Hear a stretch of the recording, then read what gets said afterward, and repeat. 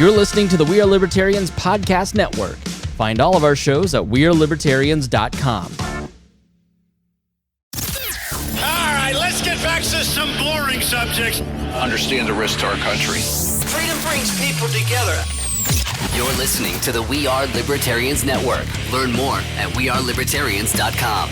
Welcome to We Are Libertarians on the Chris Spangle Show. Thanks so much for joining us. We are so excited you're here. Today we're going to be talking a little bit about AR-15s. I don't understand guns. Our guest, Jordan Laycock, friend of the show, longtime listener, and sponsor of this episode, does understand and has a cool product that we're going to talk about. And Harry Price will also be here to explain to us layman's how it goes. So, thank you so much for joining us. Stay tuned. We'll be back after these messages. Warning. This show is for adults, produced by semi-adults. So the language is sometimes strong and offensive. I don't know what I said. Welcome to We Are Libertarians, where our goal is to help you sound smarter while talking to your friends. We examine current events from a libertarian perspective while treating modern politics with all of the irreverence it deserves. There has been lie after lie. We toss out the screaming heads, put people before political parties, and give context to the news to make you think. Now, here's our host, a 15-year veteran of politics and media, Chris Spangle. Welcome to We Are Libertarians. Thanks so much for joining us. We are so glad that you are here. We are live from the Doolittle Studios, and we are streaming this on Facebook and YouTube and Twitch and Twitter and all the places. We actually have internet here at the Doolittle Studios, the We Are Libertarian Studios. Low-key WAL recorded in here last night. Fun little clubhouse that we have built that my wife walked in and went, oh my God, I need to clean this place and organize. This is terrible. Next time, let me do it, which is why you know that it looks good. So Harry Price is here. Harry, how are you? Doing good. We have a lot of work to do. The camera angles are not good on this. It's sort of, it's taken us 3 or 4 months to kind of get settled in. The audio still is mostly okay. We're working on that a little bit. We've got our decorations set up, but our LED lights don't look great. Our camera angles don't look great. Our decorations don't look great, but we'll settle in. Yeah, we got to settle in. There's a lot of things to keep doing. We continue scene improvement. I want to call it CSI. Yes. Yeah, we continue improving the scene. But we did a great test run to make sure all this stuff was working last night, so it just works. Everything plums and works. And the one thing we did find out from the internet service is because the guy who did the installation, I found out from the conviction that came after I filed a ticket. Yeah. He's apparently notorious for just setting things up and never activating the lines. Of course, yeah, because you put this in like a month ago, right? Right, yeah. So it's just, he's just notorious for not activating. Yeah, so like with the other people that came in that ran us a brand new line didn't know that it just wasn't activated. Yeah, so, if you're a longtime listener, then you're obviously familiar with the panel format here of We're Libertarians. On the Chris Spangle Show, there's also a separate WAL feed if you want to just listen to these separately without my interviews and other content. You can go check that out in any store. Now, the game plan is this. A couple times a month, we're going to get together here and do We're Libertarians, and then every other Saturday will be a monologue from me, or I'm working on a cool history show that'll be, a couple hours on the history of the protocols of the Zions of Elder. And it talks a lot on monarchy and liberalism and democracy and racism and conspiracy theories. So look for that next week. And so every Saturday you'll have something in the feed. And then every Wednesday you'll get an interview on a lot of these Young Voices interviews are on topics that are not covered, not discussed too much in the news. Those are the ones that I tend to choose for my friends there. And then there will be occasional other things added to the feed and more content. But last year was the year of consistency. That's what I promised. We did 65 episodes, Harry, which is the most that we've ever done in a year on the feed. That may not be true. The year 2017, when we were doing 2 a week, probably would have been the most. But that didn't last. But we are back. Finally I have my life together. I have my health together. I have my house together, my family together. And so we're rolling. So that is, if you want to hear more, there are 2 bonus episodes that I posted this week. One for all the patrons, and then one for the $25 and $100 a month patrons. That was an hour look into how I produce all my podcasts, how I produce this network, what my goals are, where I'm going moving forward, and for all the patrons, kind of a little explanation of where we've been and what's gone on with me personally. So go check that out. Join our Patreon at patreon.com/wearelibertarians. You can also grab it in the show notes. Listen, as long as the Patreon is growing and we are paying the bills, we will continue to do this show. If it's not, then we're going to close it down. But so I'm just warning you, you've got to go join. If you listen to this show, you like this show, pitch in $5. If we give you something of value, which I think that we do for sure, then please pitch in and become a patron. And we want to thank our $100 a month patrons, Jacques Idel. Let's see here. Sorry. I sorted the wrong thing. See, Jordan, this is not what professionalism looks like. Yeah. Professionals are prepared. All right, Jason Doolittle, whose name bears this studio, thanks for giving us the seed money to get this place going here in our new studios. Christy Avery, Reinhold, who is suffering through a central committee meeting today. The Duke of Juke, it's Vince Peichel, Matthew Durbin, Lars Nordskog, and Jacques Idel. Thank you all for being $100 a month members. You guys are the backbone of the We Are Libertarians podcast network and the Chris Spangle Show, and we thank you so much. Another person, our guest today, in full disclosure, he is a new advertiser, but he is going to bring something of value to us today and talk about a topic that I don't know much about. We're going to talk a little bit about guns, specifically AR-15s. We'll also talk about the new pistol grip. Don't let me forget that. Jordan is a longtime listener who's listened to almost every episode of the podcast, and we're a patron at one time. But you have a new child. Congratulations. Thank you. You know, that gets a little tough. 5-week-old little girl. Yes, which is why he looked at me after about an hour and a half of being here and said, "Can we get this going? I've got to go home before my wife kills me." I was late today because my wife was headed to Nashville, Tennessee when she realized she had the key for the other car, and that was 10 o'clock when I was supposed to be here. So I had to Uber here with my nice Albanian driver. But Jordan, you've listened forever. Tell us a little bit about how you found us and what you've learned.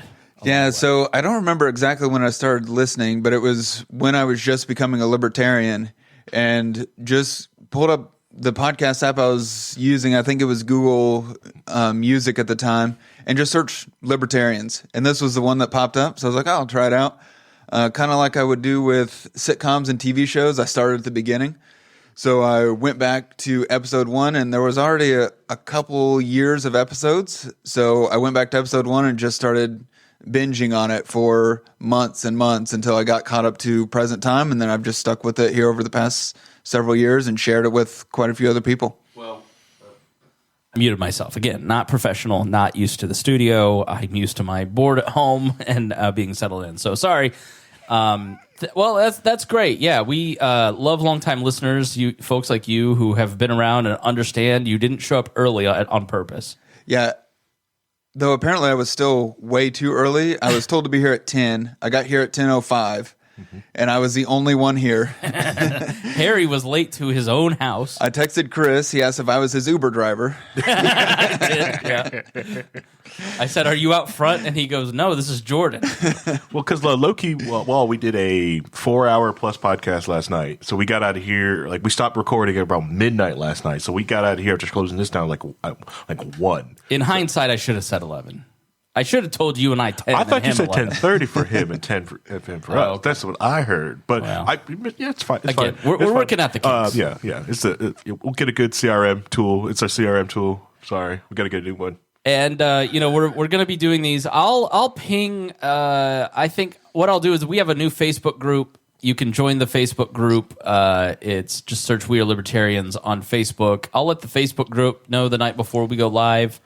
And maybe check the We Are Libertarians Twitter the night before, and I'll tell you when we'll be live. So if you want to join the live stream, leave a comment. You're always welcome to leave a comment. This is a very visual episode that we're going to be discussing, so you can go check out the YouTube channel, subscribe there, and check this out. We're also live in that group on Facebook and on Twitter, like I said. So please be interactive, leave a comment, send us emails, chris@chrisspangle.com. Did you not do Twitch? Twitch is on there, yeah. Yeah. I just don't use Twitch and think about it ever. Okay, all right, that's fine. All right, so Jordan, tell us a little bit about yourself. Not only are you a great listener, you're a new advertiser with your company, Trijent. What's your background, first of all? Yeah, so I spent 15 years in the Indiana Army National Guard, deployed to Afghanistan in 2012. Spent most of my time as an engineer officer and then switched over to the infantry field. And so I finished my time as an infantry company commander. It was about that time it was towards the end of my time that we came up with our invention. Now, I do it with my dad and my brother. They're much better at kind of tinkering with things, tooling with things, improving them. So I had this kind of very complicated idea in my mind of what it was going to do, how it was going to look, how it was going to work.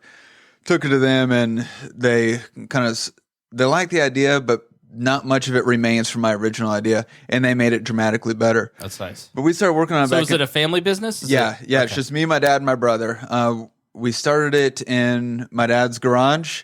Now we have upgraded to a chicken coop. It's been refurbished. It's nice, but it's a chicken coop. So you hand make these? Yes. We've handmade most of the parts. Some of them we've started to outsource so that we can, produce more units, and they're a higher quality when we're able to get them professionally made. But we assemble all the parts. We designed it all ourselves. It's all just us. We're self-funded. We're the ones doing it all. Okay, so I'll turn it on the stream here so people can kind of see. So look, I don't know anything about guns. I fired guns one time. But what gun do you have to your right? So this is an AR-15. Okay. The scary one. Yes. Yeah, Okay. the one, you can see how black it is. Very bothersome. Okay. You may pick it up and kind of show it to the camera a little bit more, just so people can kind of get This is an AR-15. It's very similar to an M4.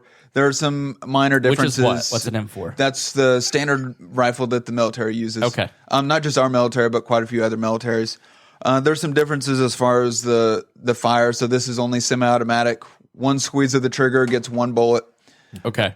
Whereas the military rifles, you can do that semi-automatic, or you can fire them on automatic mode. They've got a little bit different barrel, but it's the same general platform. Okay, so as I understand it, platform's a big deal. Explain platform when it comes to these guns. Yeah, so the platform is kind of the base of it, and where a lot of the different parts and accessories are the same across. Mm-hmm. So you can have different length barrels, you can have different length stocks, you can do different grips and stuff along the barrel, but the main guts of it are the same.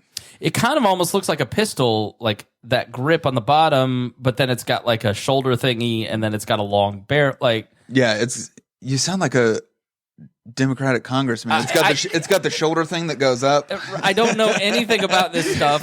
I don't think a lot of our listeners do either. I didn't grow up around guns. I didn't serve in the military. I was 4F on purpose because I was like, make these feet flatter. He's not hammering this up. This is generally my level of knowledge.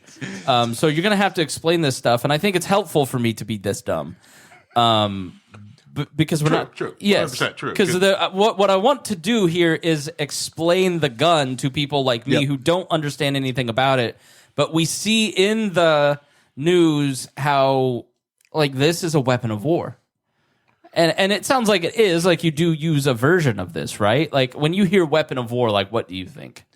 So when I think weapon of war, I think of massive machine guns, rocket launchers, things like that. When I think of a true weapon of war, not the basic rifle that a soldier carries. And if you gave some soldiers the option, they would bring some of their own weapons from home. Like, they're specifically barred from, when you come to the range or when you deploy, you have to leave your personal weapons at home. Okay. And so to think of the M4, which is, again, has differences as far as being able to shoot fully automatic and things, but otherwise it fires the same round.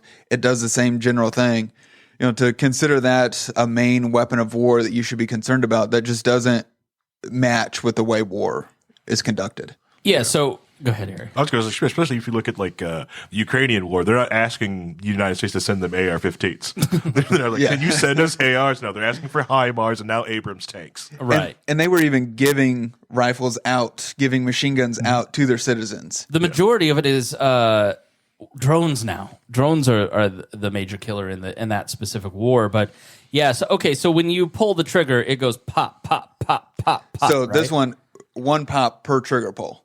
Okay. An M4, you can do that, or you can hold the trigger and it will send rounds until your magazine runs out. Can you buy one of those? No. Okay. With a special permit and lots of loopholes, but they're very hard to come by and very rare. Yeah. So what does this do differently than what Elmer Fudd would have? With a basic rifle. Like when you think of rifle, I think of Elmer Fudd and like deer hunting. How is this any different? It's not. It's the accessories and the features are more customizable than what he carried. Now he carried a double barrel shotgun, but it had a hard wooden stock. This one you can extend the stock. Okay. So for me, someone that's got long arms, someone that's tall, I can shoot the same rifle as my wife, who's 5'4". We can bring the stock in. It's easier for her to hold. You've got the pistol grip on it, so again, it's easier for you to control the weapon, to do it, to fire it correctly, to make sure what you want to shoot at is what you're shooting at. Right. That's what most of the features on it do. Yep. Is the shooter comfortable? Can they shoot at what they want to shoot at? Because you're shooting at what? Targets. Mm-hmm. Okay, not targets. Wildlife. Other people. Yes. Correct. Yeah, that's why you see like home invasion, stuff like that. People are more accurate and put shots down range more accurately with a AR-15 or a rifle platform than they are with a handgun. Usually, most people are very inaccurate with handguns, even at close range. Okay, so if somebody breaks into my house, I should have an AR-15 versus a Glock.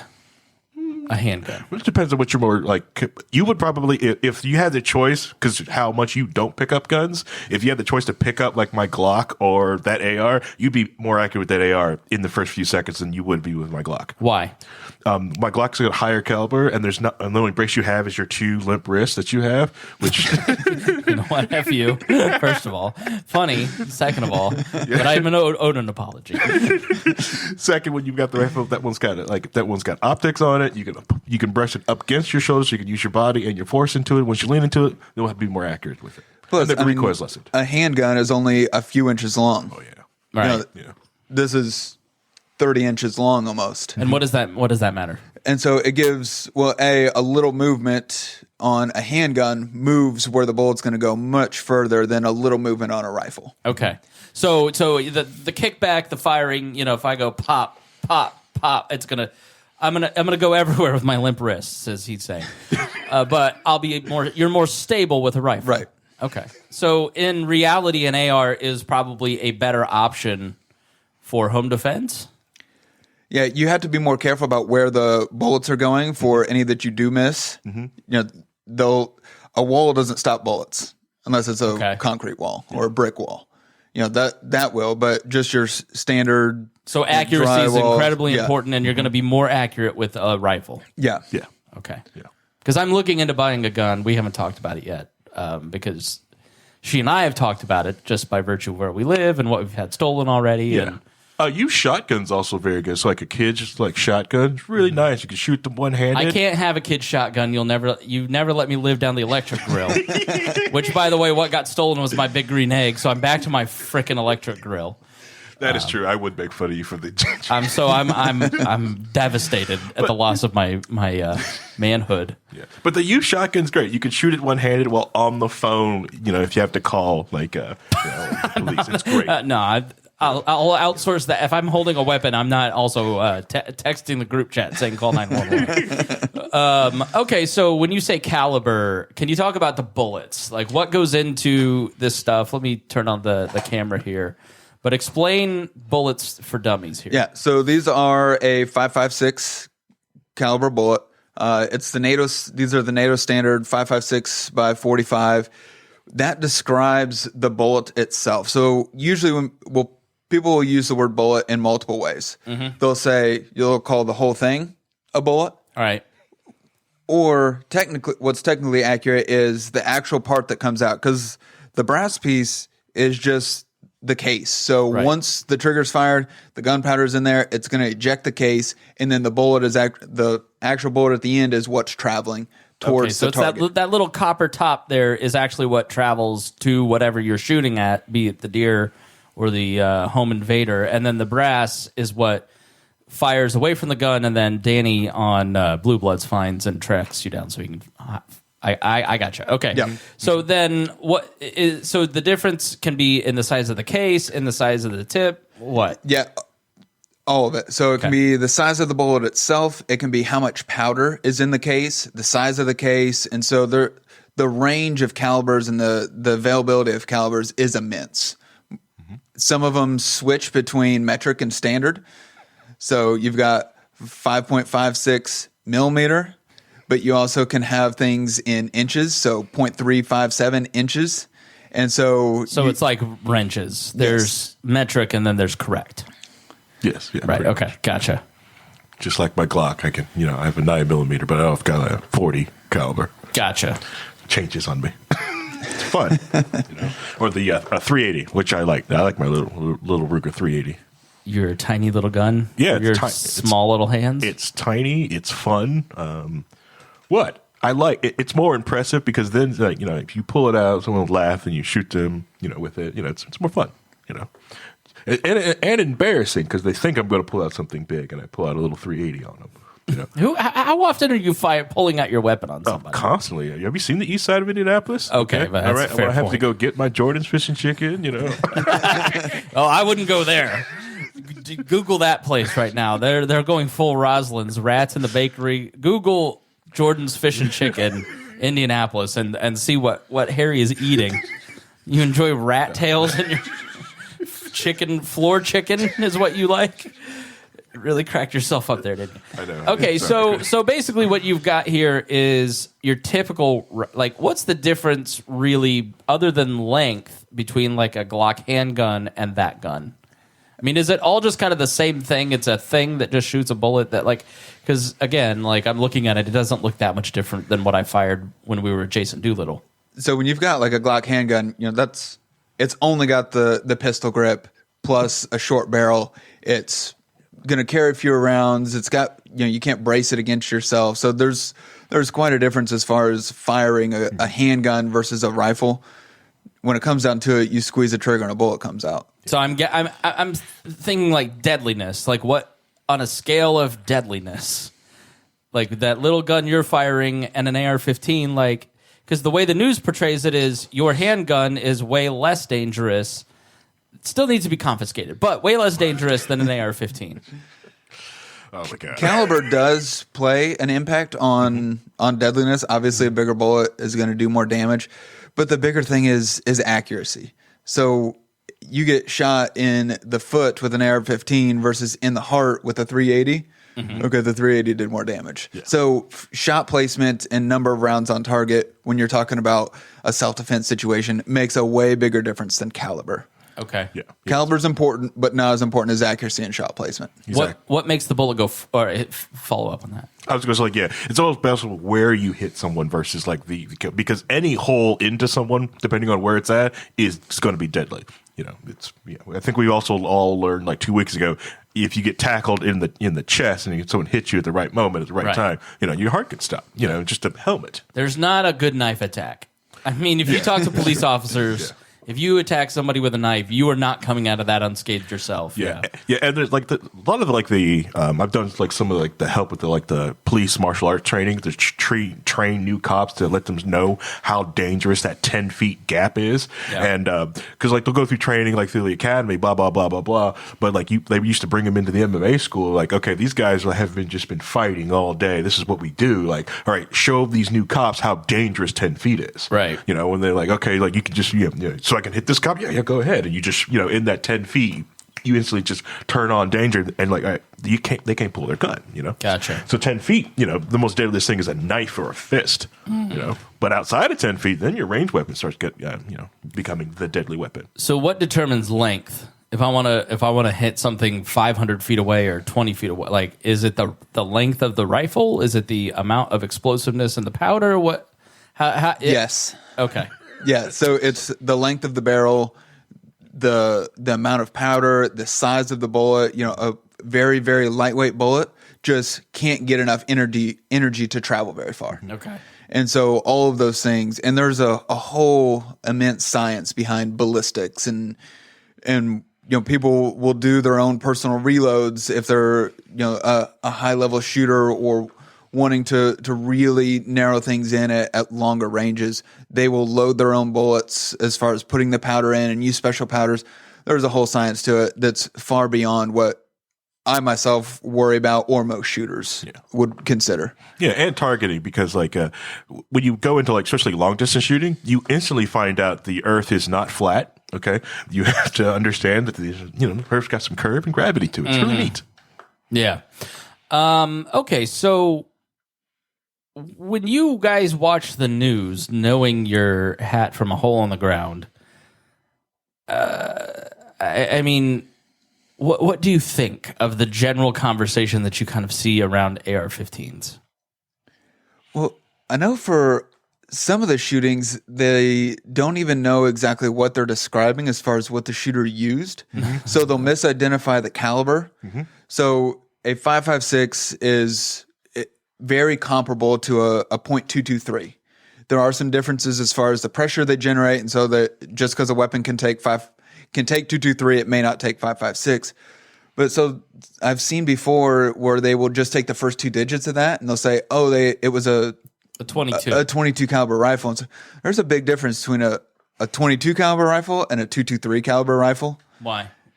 The amount of powder, the size of the bullet, it's a dramatic difference in far as capability is concerned. Because being an avid TV watcher, Squish walked in yesterday and goes, "Dad, are you watching Red Bloods again?" I just watch Blue Bloods all the time. I've officially turned into a boomer. Yeah, we know. They have 9mm and 22s, and that is what kills everybody. Is a 9mm or 22 in those television shows. So like, I don't know. So when you're saying, when I see those in the news or television, like, that's kind of a misnomer. Yeah. And a 9mm is a good round. It's a common round. There's been a lot of advancements as far as its lethality and its accuracy. The 22, kind of like what we were going back to earlier, you really got to hit somebody in the right spot to do any sort of damage that you want to with a 22. Staple gun. If you use your 22 caliber handgun like a staple gun on someone, they're probably going to go down. Okay, but not... What? Use it like a staple gun? Like, it'd be like if I wanted to staple gun a ribbon on his chest, it would take him down.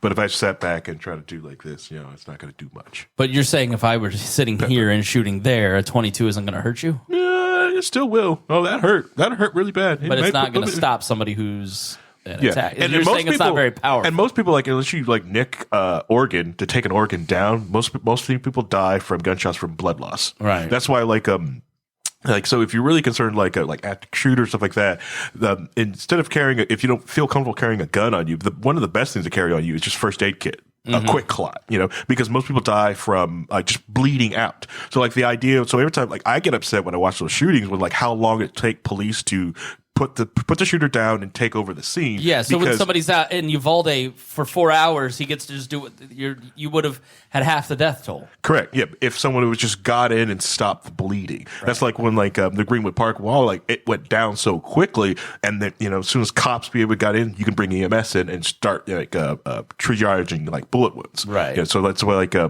my kit in the car, I've got quick clot in there. Get shot, put some quick clot on there. Helps stop the bleeding. Really good stuff.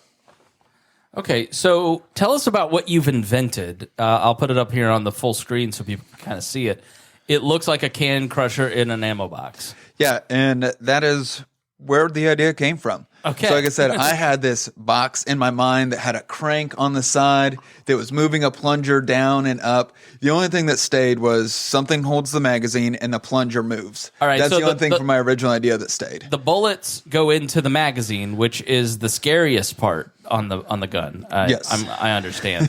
So that if you're only pulling the trigger and getting one bullet, why do you need so many bullets? Why can't we take this from what's the top end a magazine can hold? Yes. 100 is kind of the biggest that I've seen. Well, I think I've seen floated. Well, let's just limit this to 7 or 10 or whatever, right? Why do you need 100 bullets in a gun? I think it's more of a want. Sometimes, or you also don't know how many attackers you have. So let's say if you're a black person and a bunch of tiki people show up at your house, if you only got 7 rounds, there's 20 tiki torches out front of your house, And a round is the amount of bullets in the gun. Yes. Okay. And 30 rounds is... Or available to the gun because as I understand it, there may not be a bullet in the chamber, but it could be kind of... So explain that. 30 rounds fits in this, and that's the standard magazine for an AR-15 or an M4. Or even an AK-47. Those are usually a 30-round magazine. 30 rounds is about the standard for some sort of sporting rifle like this. Gotcha. But so our invention right now works with what's called stripper clip ammunition. So a stripper clip is just this thin little piece of metal that you can slide 10 rounds on. Looks like a staple, row of staples you'd put in a staple. You can actually call that a clip, Spangle. That's a clip. This is a clip. All right. I'm explaining it to the listeners. When people call this a clip, that's not a clip. That's a magazine. Okay. That's a clip. Gotcha. And so for the military, some government law enforcement agencies, the way they buy their ammunition is like this, on stripper clips. Okay. It's easy to carry around in the field. It's easy to carry around general. You don't have the boxes, the plastic, all the packaging that comes with, loose ammunition. They're all facing the same direction, so that's easier. If I just had 10 loose pieces of ammo on the table and picked them all up, well, that's not very useful compared to just grabbing this. Okay, so did you put those in there, or did you buy those like that? Both. You can buy them that way, or you can load them onto the clips that way. Because I know people save the brass piece, and what do they do with that? Reload it. Okay. Yeah, and then you can also you buy the bullets and the brass separate, and then you have to load your own ammunition. Some people you can buy the bullets just like this, or you can keep the brass and reload them yourself, or sell them to somebody else that does. And then the stripper clips are also reusable. They've got these little tabs on the end, but you can use them even once those fall off and use them as many times as you want. Okay, so then in the magazine, it's like a Pez dispenser that is pushing the next bullet up. Yes. Okay. Yeah. Right. So our invention. And so what you have to do is you have to, by hand, push that stripper clip into the magazine, which I imagine is kind of difficult. So the way the military most typically loads is they'll take this small spoon type loader, slide it on the back, slide a stripper clip in, and then either press it down with their hand and fingers or put it on the edge of a table and jam it in. Okay. The thing is, these aren't very good. And so what often happens is you'll see soldiers take these off one by one and then load them in one by one.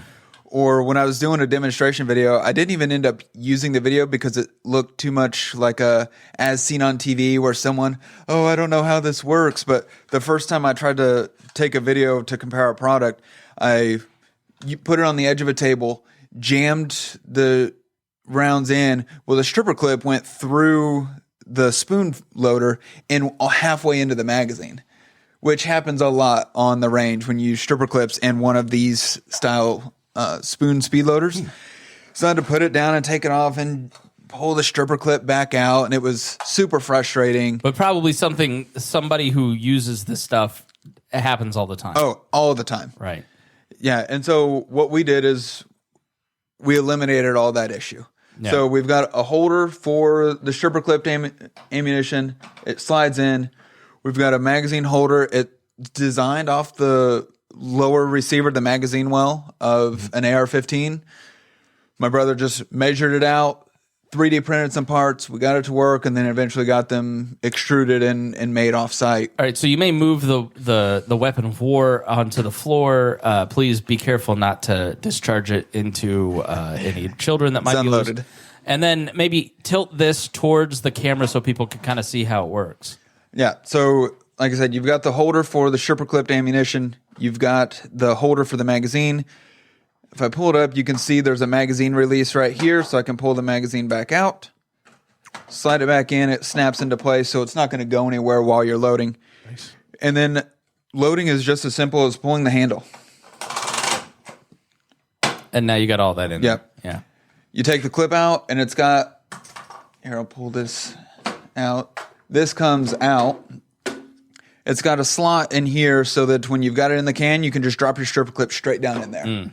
That way you don't have to worry about losing them, especially for the military. They have to be accountable to all of them. Really? It gets weighed at the end. Hey, you're short on some of your dunnage is what it's called. Yeah. And so that helps them make sure they're able to take it. And then you've got all your space underneath too. So I've got more mags in there. I've got stripper clips. I've got more ammo. You're able to store everything underneath. So Anita Farver in the comments said that is badass. So what's the name of the product and where can they get it? It's called the Mech-loader. It's our 5.56 variant. We've got more variants coming. We're just trying to get the time and the resources to be able to build them out. You can find us at www.trijent.com. All right. And then we've got a Facebook page as well.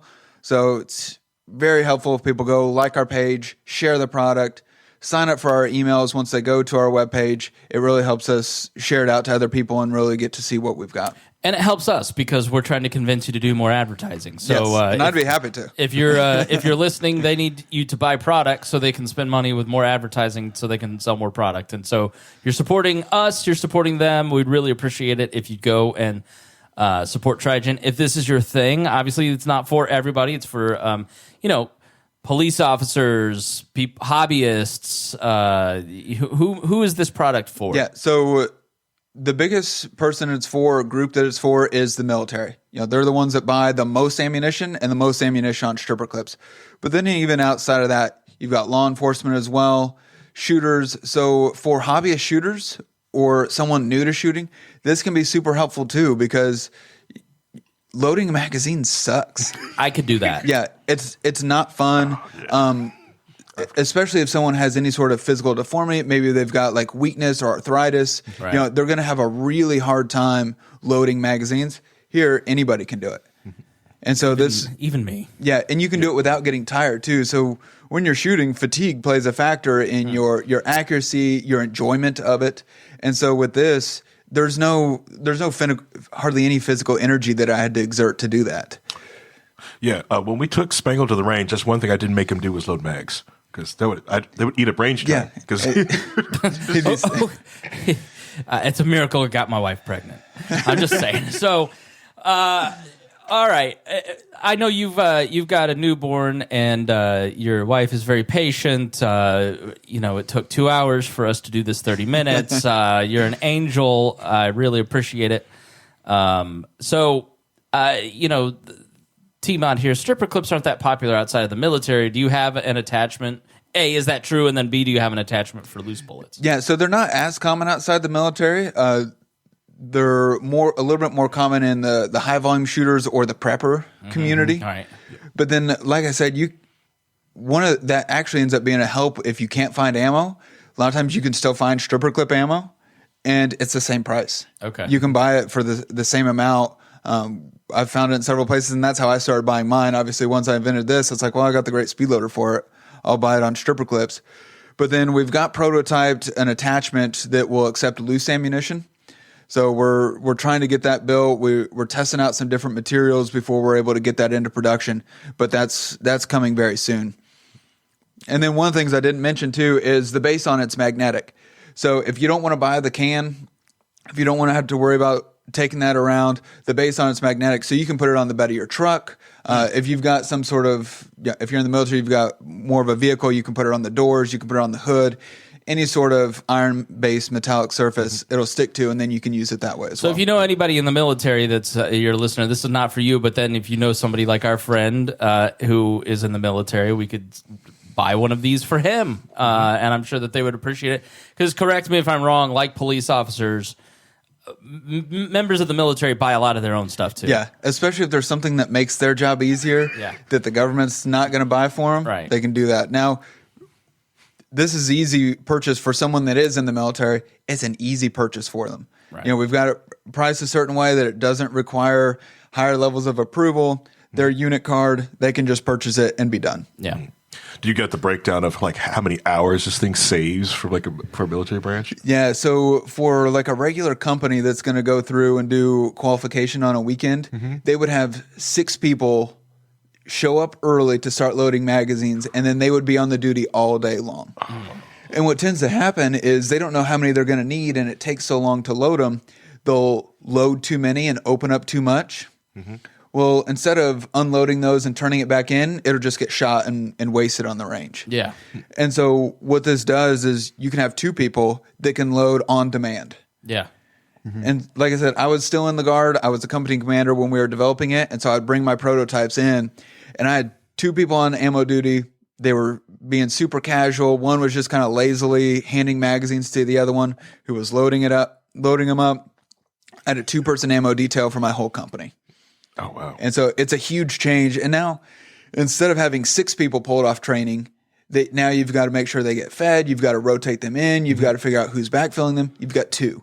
It's much easier to handle, and you can take those other 4 people and focus them on training and what they're supposed to be doing rather than loading magazines and wasting time. You ought to, I don't know if I would send him this episode, but Jim Banks, the congressman, man, he's active duty in the Guard. You should get a meeting with him, because maybe you could get this sold to the U.S. government or the Indian National Guard if you become senator. All right, Harry, what question should I ask him that I'm too stupid to ask him because I'm ignorant? Is there anything, or did we cover it all? We got everything. I think that's about it, yeah. Yeah, and for the person that said that Sherpa clips aren't that common, still go sign up, like our Facebook page, sign up for our emails. So as the loose adapter comes out, as we start to develop the AK-47 model, which will take the same base, there's only 2 parts that need to swap out for us to do a new caliber, a new weapons platform. So stay up to date on our products, because one may come out that works for you and fits what weapons he has or what kind of ammo he buys. Yeah, because as you go to different, especially with loose ammo, you start with the AK-47 and everybody else starts getting their SCAR out. It's going to be great, especially that new pistol SCAR. Have you seen that one from FN? Oh yeah. The pistol grip thing. What's the pistol grip, and what happened? What did the ATF do to make everybody a criminal? Explain this to me, because I don't know. All right, so what the pistol grip? Not pistol grip. It's a pistol brace. I don't have one of these. It looked like kind of. Let me maybe hold the gun up, and because it kind of looked like the back. It looked like an attachment you put on the back of your gun. The photos they show that just stabilized on your shoulder, which is going to be the worst, because like the photos they use is like a basic AR-15 with just a telescoping buttstock on it, because like the way they make sure it's a black photo, the angle that they took the photo, so everyone would think it's that. Even my wife was like, "Oh, do we have one of these?" It's like, no. This thing is something different. This thing was designed for someone who, like you, have a weak wrist or have an issue shooting or and I you know what? F you, because if you'll remember, sir, and I have the paper somewhere that I can prove this, my accuracy was amazing, and I hit the bullseye most of the time. And for a first-time shooter, everybody, including you, is very impressed. I have very thick wrists, especially this one. Okay? Well, and there are certain barrel lengths and sizes at which it becomes a pistol instead of a rifle. And so if the barrel is a certain length, you're not allowed to have, because of, I don't know if it's ATF regulation or Congress, who the bad guy is in this one, but you're not allowed to have a telescoping stock or a hard stock if the barrel is too short. That was Congress. So what's the point of that? Because it sounds like the back end is the comfort. Oh man, we're going to be here for a while. So the National Firearms Act, when that was really signed, it was supposed to stop these bad gangster people with their rifles and their short barrel rifles and cutting things off. So the evil people with their sawed-off shotguns and making their rifles really short. So this is actually like a severely old-timey law that just kind of just brought up from now. Okay. Yeah. And so anytime there's a regulation, people eventually find a way around it. So you had short barrel AR pistols. Well, they're hard to stabilize, they're harder to shoot, and so they developed a brace that wasn't technically a stock. So it met the regulation, it met all the requirements. People were able to have the short-barreled pistol, but still able to shoot it supported and accurately. and then they decided, no, we're not going to let that happen. So anymore. is the goal basically to make the unwieldy pistol less used because it's less accurate? No, honestly, it feels like it's a much ado about nothing to seem like they're doing something. Okay. And just because all the things the ATF could be doing, like trying to figure out where all the guns went from Fast and Furious, they're doing this instead. And so the brace would just go around like someone's arm. So it even worked great for, so I said, if you had some issues with your hand, so like it helps make the gun almost ADA compliant, so anyone can actually use something like this. Yeah, it's ADA compliant issue. I can't wait till the ATF gets sued on ADA compliancy. But what did I want to say? And the ATF on occasion, on several years, have been shown this attachment and ruled like, yes, if this thing is fine. We see no issue with this. And it was constantly kept going of like, hey, are we fine with you using this type of brace? And the ATF kept ruling, yes, you're fine. And there's millions of these out there now because they kept saying it's fine. And now that you give someone like 120 days from last Friday to remove this thing or destroy the gun or register and file for a tax stamp. A tax what? A tax stamp on it. Okay. Or you have to register with the ATF. So de facto just trying to register everybody's AR-15. So even if it gets lodged into court, this thing gets ruled unconstitutional, or they just remove the rule, they still have the registry. They still have the database. They still have everyone's paperwork that they turned in, because most people don't want to leave these stinking pirates alone. So they're willing to just sit there and register it. Or just like remove it. So you don't have to, if you wanted to buy an AR-15, you don't register it with anybody. You just buy one. Yep. Okay. Yeah, a background check is run if you buy it from a federally licensed dealer. What's the difference between a background check and registering a gun with the government? The background check just makes sure that you are not a prohibited possessor, that you're allowed to have a weapon, so you don't have a felony in your past, you're not, like a psychological issues or going through different treatment like that. So then it's up to the local seller to decide whether to sell you that gun, or are they prohibited based on state law or federal regulations? Those are state laws, people reporting to the list. Also, the seller of the weapon can also go like, hey, you know what? You may have passed this background check, but you look shady, or you have bought like 50 of these AR-15s in this last month. I'm not selling you. Tell me if I'm wrong, but that seems to be the solution here, because the federal government can't get their database correct. Oh, no. And and the law enforcement keeps watching these guys, and they still keep buying the guns. But why are these gun shops selling it to people who clearly are like 18 and look mentally disturbed?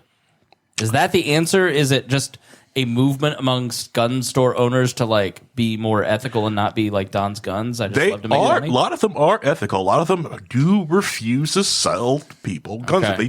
They don't feel like they're on the up and up. And like the Sandy Hook shooting, the shooter murdered his mother and then stole the weapon that she had. Right. Mm-hmm.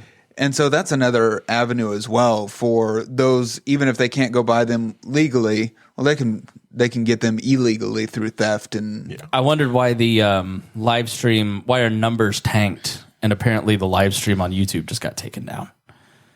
Because you had a weapon. That was fast. Because you had a weapon on it. Oh yeah. Yeah. So let's see what strikes we got here. Yeah. You just got us banned on YouTube. Great. Oh, do you want me to take the weapon off the? No. It's too late now. But the live stream is gone. But that'd be active community guideline strike 2. So let me see if I can delete this real quick. No, it's not even there. It's totally gone. no, just channel got tanked straight on live. Oh, I wonder if mine got tanked. Oh, did you stream yours? Yeah. See, So and this is why we should have been streaming live to Rumble on Rumble software. Anyways, But there are tons of people with guns and gun videos on YouTube. yeah, you have to like a lot of them have to. They actually have someone on YouTube that they talk to, and it's usually like, okay, so this is probably just an automated system. Like we noticed a gun on stream, or someone reported. So we're just making sure that somebody's not being dangerous. Correct. Yeah. So it's more of a, unless you have a history of doing it, we're just gonna instant ban you first, instant stop you, unless you have a history with it, because YouTube and Susan Wojcicki does what she freaking wants with that platform. It's a terrible platform, but it's where everybody's are. It's where everybody's eyes are. No one will leave it, just like Facebook and Twitter. So it isn't a strike. Yes, there may be an issue with your content. We found something that may violate guidelines. Mm-hmm. We'll ask you to take a look at the policy. 3933, someone holding, handling, or transporting a firearm. And not on a range, not a thing on that. That's probably what it is. Because we're not on a, yeah. Should I appeal or not appeal? How long's the ban for? We didn't get banned. It just took it down. Oh, yeah, just don't do it. Just leave it alone. All right. Unless you want to do more guns, let's go to the range stream. You know? But we're not doing anything wrong. I've got to, because we weren't having any kind of violent discussion in any way. We were explaining to people how this works. It's called big tech, and most people who program these things, for everything that everyone loves using, it's developed in an area that hates guns, and they're all still on the coastal cities. So people use these things. There's a reason why people go on Rumble and other places like that because of stuff like this. Because to someone in California, all guns are scary. That no one should have them unless they're a police officer, but we need to defund the police. So that, so they just insta ban. I don't like it. Get rid of that. And then you're just delved in that queue. The fact that you can't even have an educational discussion is insane to me. No, and that's the reason why like Discords about it when you're trying to talk to someone about guns, the guns are scary, or even having like an issue of just showing people how to get guns or make guns safe. Everybody is trying. Like the pistol brace thing makes the gun safer, yet it is banned. There's a lot of things you can do onto guns to make things safer, but they have arbitrary rules to make them unsafe. So Tom says YouTube changed their rules so that now creators cannot show any type of modification to a firearm, which includes things like loading a magazine into a firearm, mounting an optic or light muzzle device, a silencer, hand stop stocks. You can result in the loss of your YouTube account. Therefore, unedited videos with prohibited content like 60-round drum mags, modifications like loading guns will be posted to Twitter and Rumble, and that is from the Military Arms channel. Yes, it's just crazy. All right. Yep. See. Well, let's wrap up with Jordan so he can go home and not get in trouble. Shameless self-promotion time. Go ahead. Yeah. So you can find us Facebook.com/Trijent. You can find us at Trijent.com or YouTube/@Trijent. We're on all three spaces. Again, sign up for our emails, like our page. Even if you don't buy, share it with other people who might be interested in. Maybe we'll have a future variant that speaks to you. All right, thanks so much for coming out, Jordan. We're going to take a quick break, say goodbye to him, and then we'll be right back after these words.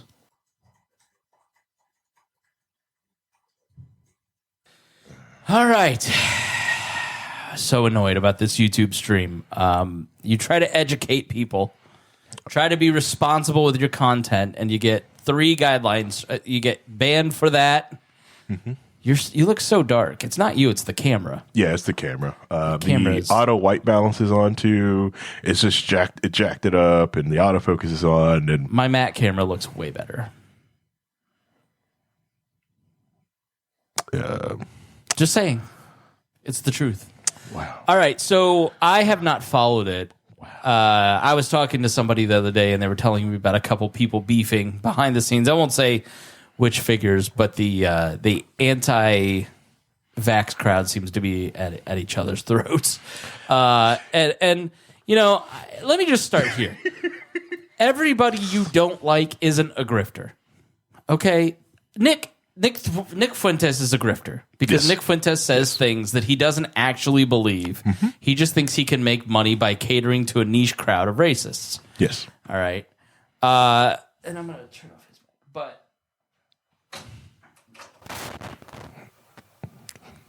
Thanks for just plugging things in and out. Like, it's okay. I know. Yeah, I'll edit that out of the audio. But everybody you don't like isn't a grifter. Steven Crowder, Ben Shapiro, these people offer a product and they offer content and they put work and effort into their content, just like we do here.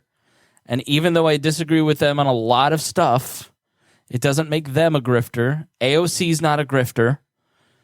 Rachel Maddow's not a grifter, right? Like, I guess anybody who tries to build Tim Pool is not a grifter. Like, I think Naomi Wolf genuinely believes the nonsense that she says. Like No Matt Taibbi, Glenn Greenwald. Like, these people are not grifters just because they disagree with you. What's your definition of a grifter when you're looking at independent media? Grifter to me is someone who just changes their opinion on just the win rolls. They have no hardcore principles, they will just switch depending on like who's popular opinion and who's just blowing the most smoke up their skirt. Now, I do believe that some people can start off as grifters and then actually believe what they're saying, because personally honest, I still think Candace Owens is a grifter that moved to the right, found very good, got popular and loved it, and then her opinions have just changed over time. I'd put Dave Rubin in that category. I think Dave Rubin offers almost nothing of substance himself. And then he has guests on who offer things of substance, and he has on a certain position of people to make himself look a certain way. It's like the famous cartoon, the Freedom Tunes, every Dave Rubin interview ever. Yeah. I agree. You know? Those of us in the intellectual dark web. Like, nobody put you in the dark web. You just had on the people in the intellectual dark web. Like, but I don't know what that guy actually believes. No, I think like, and that's the thing. I think Dave Rubin is just more of just a Democrat from the 90s. That's all he is now. It's just, and he doesn't really just have a home. So he's just trying to find some place for himself now. Right. And he, and that's not just about his product. His product's really neat. That's why, so Dave Rubin also had that everyone, I didn't like Candace Owens because from the old GG days, her coming out of that. GG what? Gamergate. Gamergate, stuff like that. And then, when Dave Rubin had Blair White and Candace Owens on, okay, I'm warming up to Candace, but I still think she's grifting. But she proceeded to take the first 5 minutes of this interview to just for some reason thinking she's outing trans person Blair White. I was like, what? No one cares. Everyone, even Ben Shapiro, uses she/her pronouns for Blair White, and you sat here for 5 minutes trying to say, hey, you're a guy. I'm like, oh my God, stop that. People have, and I want to do an episode or write about it or something, but what is the term that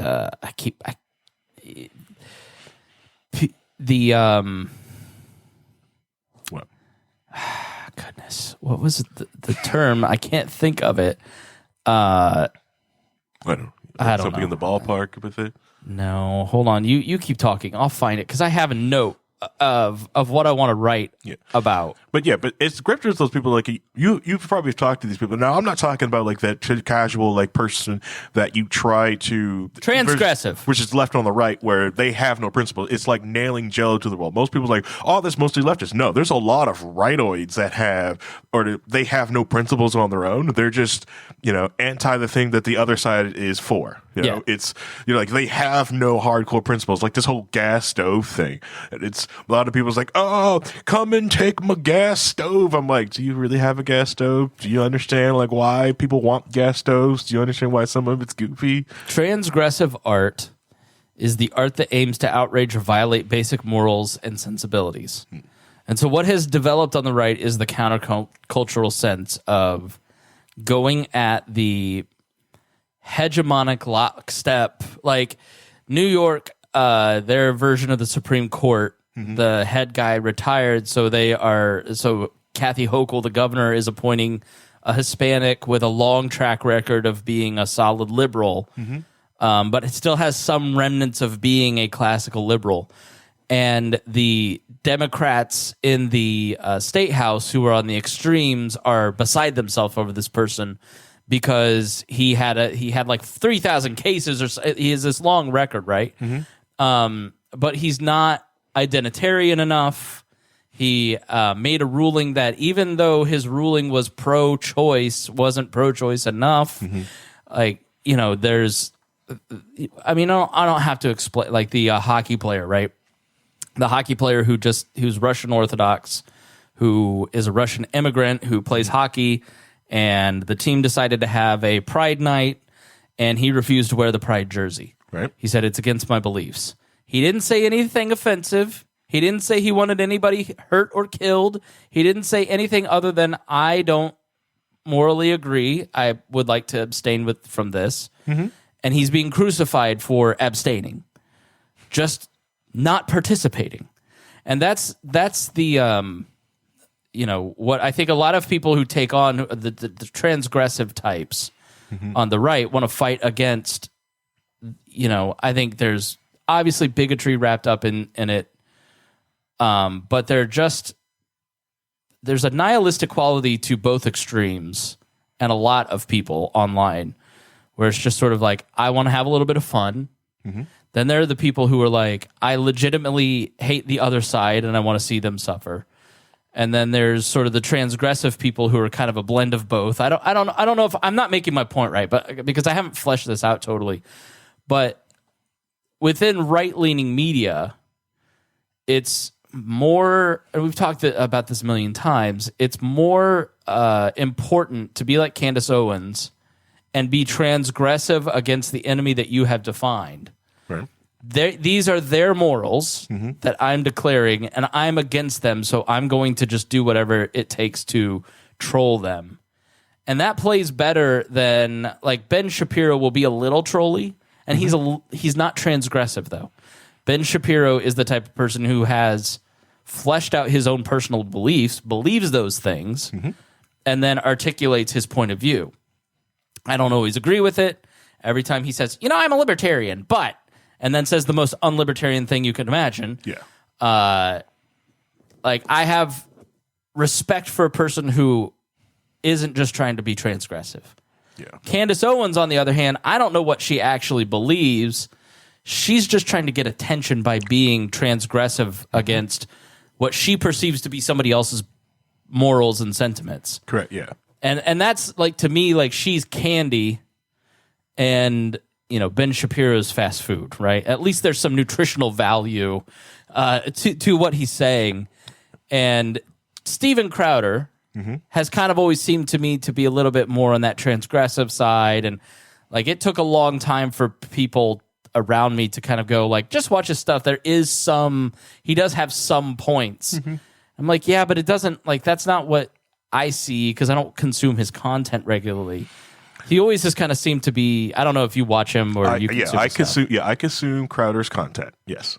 Yeah. Okay. What's he like? Tell me what I'm looking at here. I describe Crowder as more of a he runs more of a comedy show and it's a sprinkle of politics on the outside. A lot of it is like someone like I want to say like rightoid like jokes all the time, and they're just trying to. A lot of them just having fun at the left's expense. They do bring a lot of good receipts on different things when they are breaking down content. I think they do a very good job of taking things that a lot of people from the left will use to just like, I'm going to use this to dunk on the right real quick, and they will take the time to actually no, actually this is wrong. Like the very famous meme everyone's like, to change my mind thing. That's a Steven Crowder product. His change my mind segments are amazing, just to show that some people just don't have an argument, or if they have an argument with it, it's we just agree to disagree. And there's a few people that are angry about something, but he seems to be kind of the first to popularize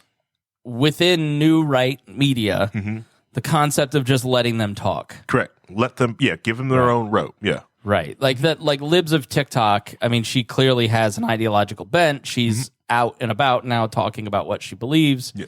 A lot of it is actually very homophobic, but like why it never made sense that she got banned was that she was just posting their words. Correct. Yeah. Of the people that she disagreed with. Yeah. Some of the stuff can be like homophobic, but she never there was in a post because it was just like, I take this, I post. I take and I post. Now, does she like choose what she posts? Heck yeah, but everybody does. And then if Dennis were here, or Reinhold, he would say, but look at the comments. You're feeding and you're inciting people to be transphobic. And so just to give the other argument against somebody like that. But he seemed to be kind of the progenitor of that.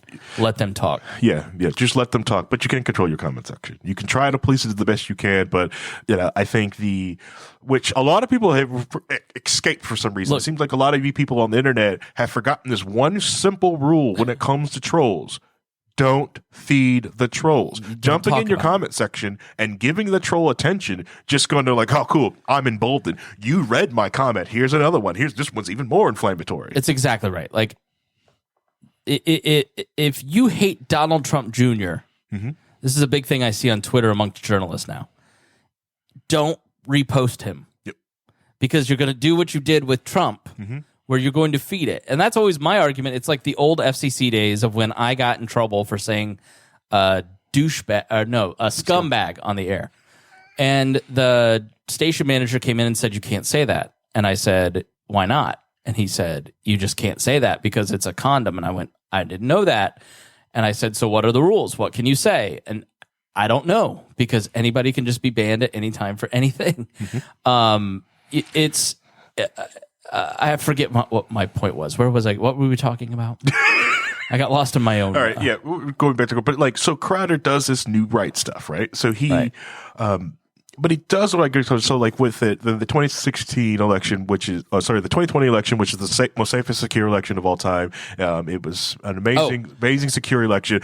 Now it was just so happens that he went through some of the voting records and in Las Vegas and went to the places and discovered that some of these people were voting from the middle of the road. Some of these addresses are wrong, right? So like, oh, he's going to like, no, he's just showing that people have filled out the wrong address on a form. He just showed the data. That's it. There's something fishy going on. But it goes to the main reason why, like, they need to, like, it should be better policing on that. Heck yeah. We shouldn't have people putting down wrong addresses and allowing them to vote, because they can get their address right. What else do they do not get right? So back to my point that I remembered. If you don't like it, so the community standards was the big thing back then, right? Yeah, right? Just don't listen to Bob and Tom if you don't want to deal with it. Don't listen to Howard Stern. That's my community. I want to engage in those content. If you don't like it, just turn the channel. Stop listening. Correct. But so many and people, if you don't like Don Jr., if you don't like AOC, if you don't like these things, by amplifying them with your hate and outrage, you're only making all of this stronger to the point that Alex Jones now is the spiritual center of the Republican Party. Yeah. So like low-key wall, like I refuse to hate watch shows. We're not hate watching shows. I'm not hate giving any more reviews. I've checked out a whole universes, whole shows, because it's like, you know what? They see us talking about it and watching it, and they're like, oh, this is what people really want. Like, no, I'm done. I'm completely checked out. I do not care. I'll come in and watch what I want, and I'll leave. I'm fine with that. But a lot of people hate watch Crowder, and they try to take things out of context. So like the media matters model. Media matters, the ad apocalypse. So like that's what's Crowder, and the Crowder rule got created. The unofficial Crowder rule is in YouTube, where they can just kind of like have those vague community guidelines rights and just take your YouTube channel. That's because they kind of find a way to take Steven Crowder down and not get on the eye of, because he had a lawyer on retainer. One of the few people of like YouTubers who are big enough to can afford to have just a lawyer to go like, cool, nice, you gave me that community guideline strike, I took me off the air. That's technically a contract violation. Go talk to my lawyer. Okay, so what is going on between him and Daily Wire? So he did his show at the Blaze, which is owned by Glenn Beck and I think Mark Levin and some others after they merged. He's been there forever, and then he decided to leave. Was that because he wanted to do what? I don't know. I haven't found any information that out publicly on why he decided or what's going on with the Blaze. I don't know if it sounds like it was probably money based on the new information, but yeah, I didn't see anything either. Yeah. Could be like something like the Blaze wanted him to do something else or something, but something happened there. Let's see. So he went to he started shopping, or he just wanted to shop around and see what else he's getting at the end of his contract to Blaze. I don't know. I'm not Steven Crowder on anyone on the show. But where can he go? Exactly. Other than the Daily Wire and the Blaze, who have the resources to support him, and starting his own thing like Tim Pool. Yeah, he's not going on. Probably not on Fox. Did you send him a cut? Did he fish for you? I just want to know, did the WAL Network try to get you're, when you have no one else to turn to, $50 over 4 years. So is that Ryan Hull's contract, $50 over 4 years? Oh no, I'm giving Crowder the lucrative contract. Hear that, Crowder? You come on this network. No. I guess, like, where would you go? Like, it's sort of like with your.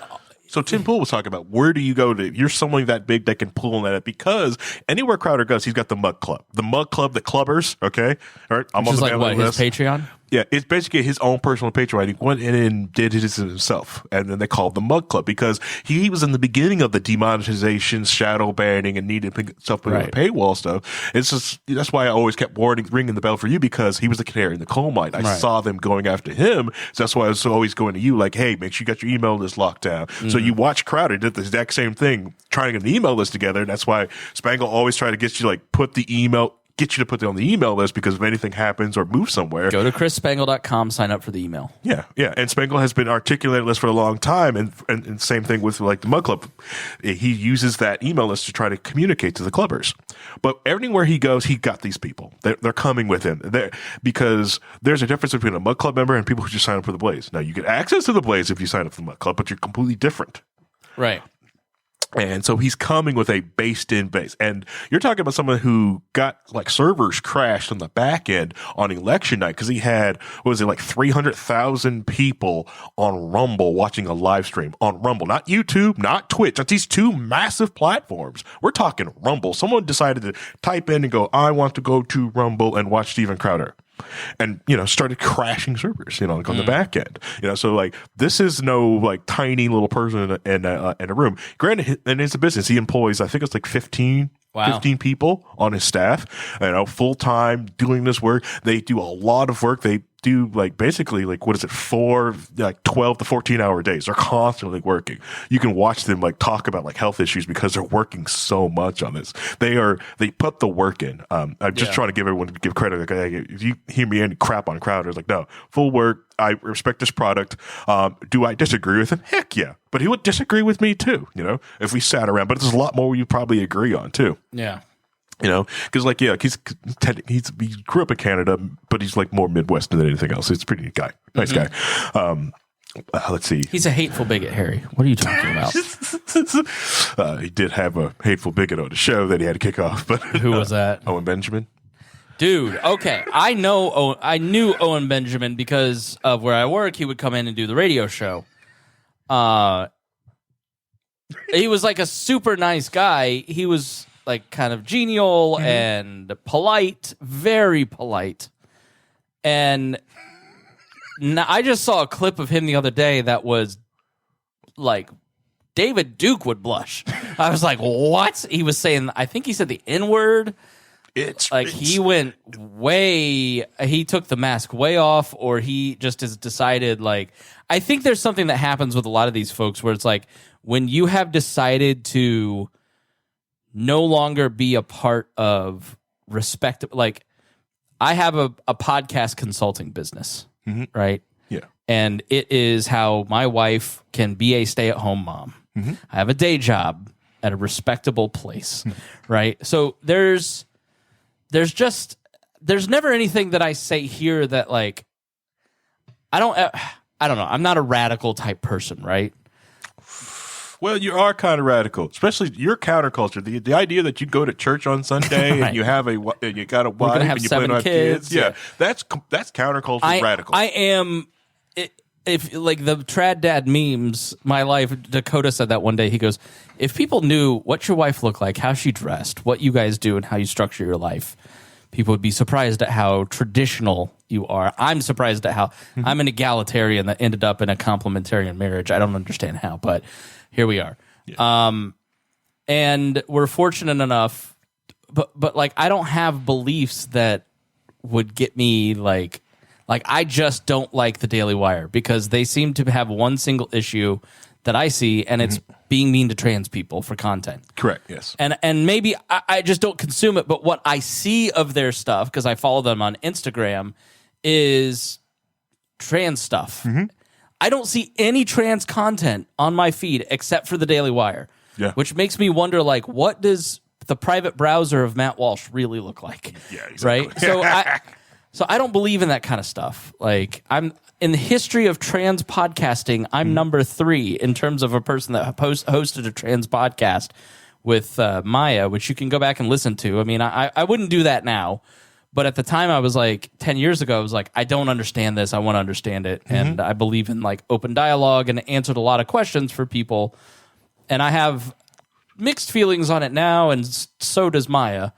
But I always say to people, I'm like, if you're going to get into doing what I do, you have to think about like your marketability as like, if you're going to do the documentary about vaccines, it's just you really feel you need to do it, then you need to do it, but you need to accept the consequences of like, you're not going to go get a job at probably Fox 59. Yeah. Right? And there's a lot of people who have identified but you don't need that. You don't need the media. You don't need to be part of the establishment because you can make so much money appealing to the transgressive right, the new right. That's the entire Mises. The whole point of the Mises Caucus is to try and make that the political arm of this very online right-leaning culture.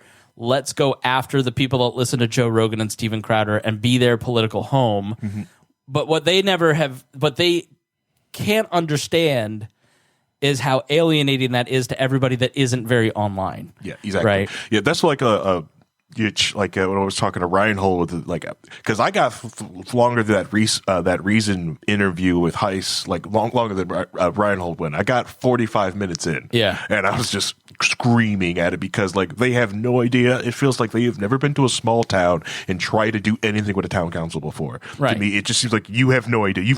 You have stayed online for so long. You know how hard it is, how hard they've made it to be in a small town and say, "Hey, I'm libertarian." They just look at you like, "Oh, you're one of those." Right. And they don't point to people like Boss Hogg. No, people who know Boss Hogg love libertarians, but they'll point to the Mises Caucus every time. Yeah, and so I just think it's as a broadcaster, it's a slippery slope because once Owen Benjamin just decided, I'm going to cater to this new group of people. Yep. But the problem is when you are trying to appeal to what I want to do as a broadcaster and a political commentator is to appeal to as many people as possible to think about libertarian ideas.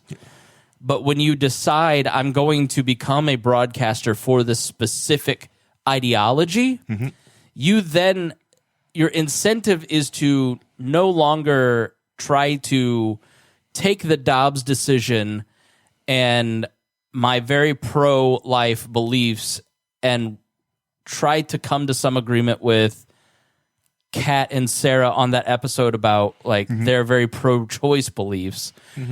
Your incentive is now to call everyone a baby killer, and when you get into those viral loops, you end up like Owen Benjamin, where your income, because you're ever trying to spiral down to increase to, because the money dries up.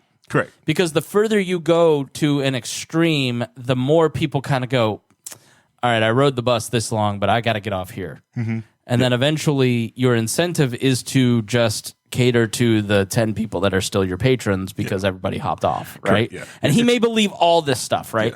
So I'm not saying he's just a callous grifter, right? But the danger of and that's why over the last 3 years, I really said, you know what? We're libertarians, and me personally, Brian Nichols has very Tim Pool new right beliefs. He's on the network, right? Yeah. Reinhold has I think he has a Fauci button next to his Ruth Bader Ginsburg button. Probably. What I didn't want us to do was I just wanted to get through. Yeah. Because on the other side of this is people are going to have to be able to have a conversation without. I just never wanted us to pick a crowd and cater to just that crowd, and I don't know that has been the right strategy. But here we are. That's why I was talking to people last night on low key is when we talk about contracts and stuff like that is like Crowder. I feel Crowder also has a very ideological view how he wants to run his company, and I think you do too. You have a very ideological way you structure the We Are Libertarians Network. You can see it on our contracts when we sign up with you, when we get everything else done, and it's not really to make money. And I think when you butt up against a Daily Wire, who's there. I don't think they have an ideological idea other than they know this makes money. This prints money. Counterculture prints money. The culture went this way. We're going this way. And to Daily Wire, they're there to print money. I just look at it as a Christian and go, I can't make my content picking on other people. I can't do that. And I can't. I would love to do some of the content we did in 2016-17 because it was more popular. Yeah. But morally, it wasn't healthy for any of us. I don't know. I look at it and I go, at the end of the day, like I haven't had time the last 2 years to execute all this stuff the way that I wanted to. So, but I just look at the choices that a lot of people make and I go, I just have to see Jesus in the next life, and I don't want to have to answer for that because I needed 10 more Patreon subscriptions. Yeah. You know what I mean? And I pick people on this network who are not going to pick on each other. Believe me, there's a lot of tension behind the scenes always between all of these personalities that you hear on this show, and between the different hosts. But it's not on air, it's private, and it's committed to being nice to each other and respectful of other people's differing opinions. So that comes out on the air. Like that's my ideological method of doing this, is just trying to like mutual respect. So I don't know. But yeah, so Crowder, and I don't even, but I feel like he was a horrifying jerk 5 years ago, but now he's like a moderate. All right. Am I wrong about that? Like, well, the thing is, like, I don't even think he was just a jerk. I think he was just a guy with a stick poking things out, trying to figure out his thing, what is going on, and also realizing like the raw deal that everyone was giving, and then people were saying like, "Hey, we may be hitting you with the stick, but you can't complain about it." And if you've been online in YouTube and Twitch spaces, that's kind of how it was. If you had a right-leaning bent or wasn't far radical left, it was. Anytime you opened your mouth, it's like you got hit with a stick. And anytime you complained about it, like, we're not hitting you with the stick. I don't know what you're talking about. So is it? I would argue that this is true. Like, it is necessary for a Crowder. It is necessary for a Rogan or some of these people to just sort of build a like the Russian hockey player. I don't agree. I promise to stay neutral, but allow me to exist in this space and do my job without making me do something political, because I don't agree with your agenda. The ability to be neutral has gone away. Correct. And you have to have people who are willing to put their careers on their line, like this hockey player, to go, I have different values. I'm going to abstain, and I'm not going to be hateful about it. But you have to carve out that space. It's close to the level of Muhammad Ali not signing up for the draft, refusing. I'm not doing the draft. Not as close. That was, he was risking jail time. But the idea of just something like that, because the same thing like the 90s is like, all right, it's Christmas. Everyone's got to put these crosses on, and here we go. We're gonna put, like, we're gonna celebrate the 12 days of Christmas. Okay, all right, heathens. Okay, it's Epiphany now, so no work today. We don't do that. So allowing someone like, you know what, I don't really believe in, I have different beliefs with that. I have to go to church, like, hey, I'm living, let live, but I don't want to wear that. I can't wear that. I don't want to wear that.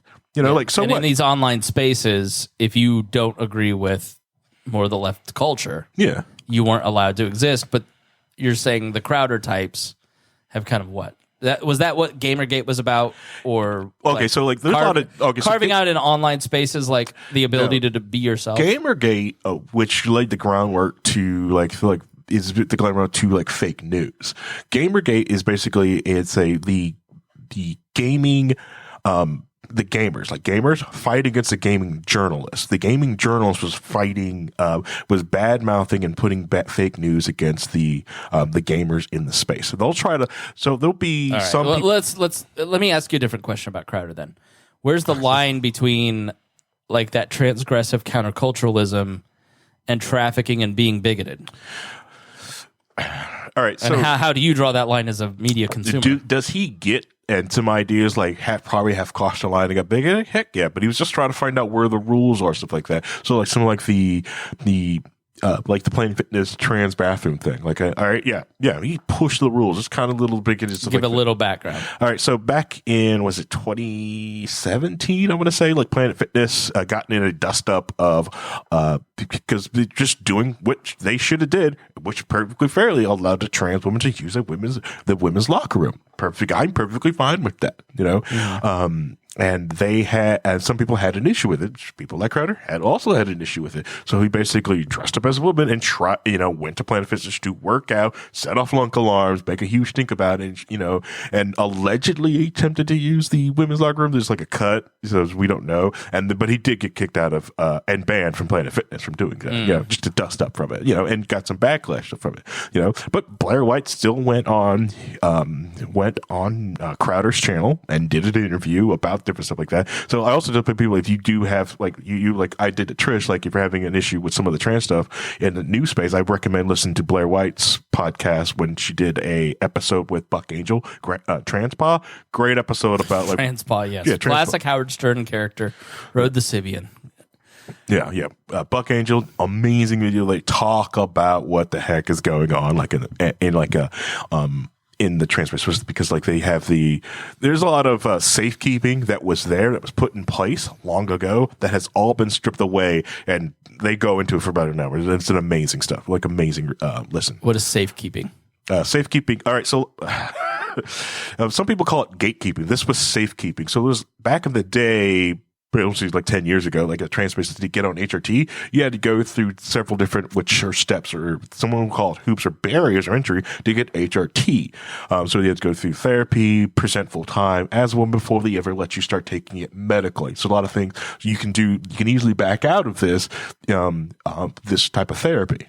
Mm-hmm. And you also have to continue on therapy, because once everything starts happening, you know, like it's kind of hard to turn back around. A lot of stuff in HRT is permanent.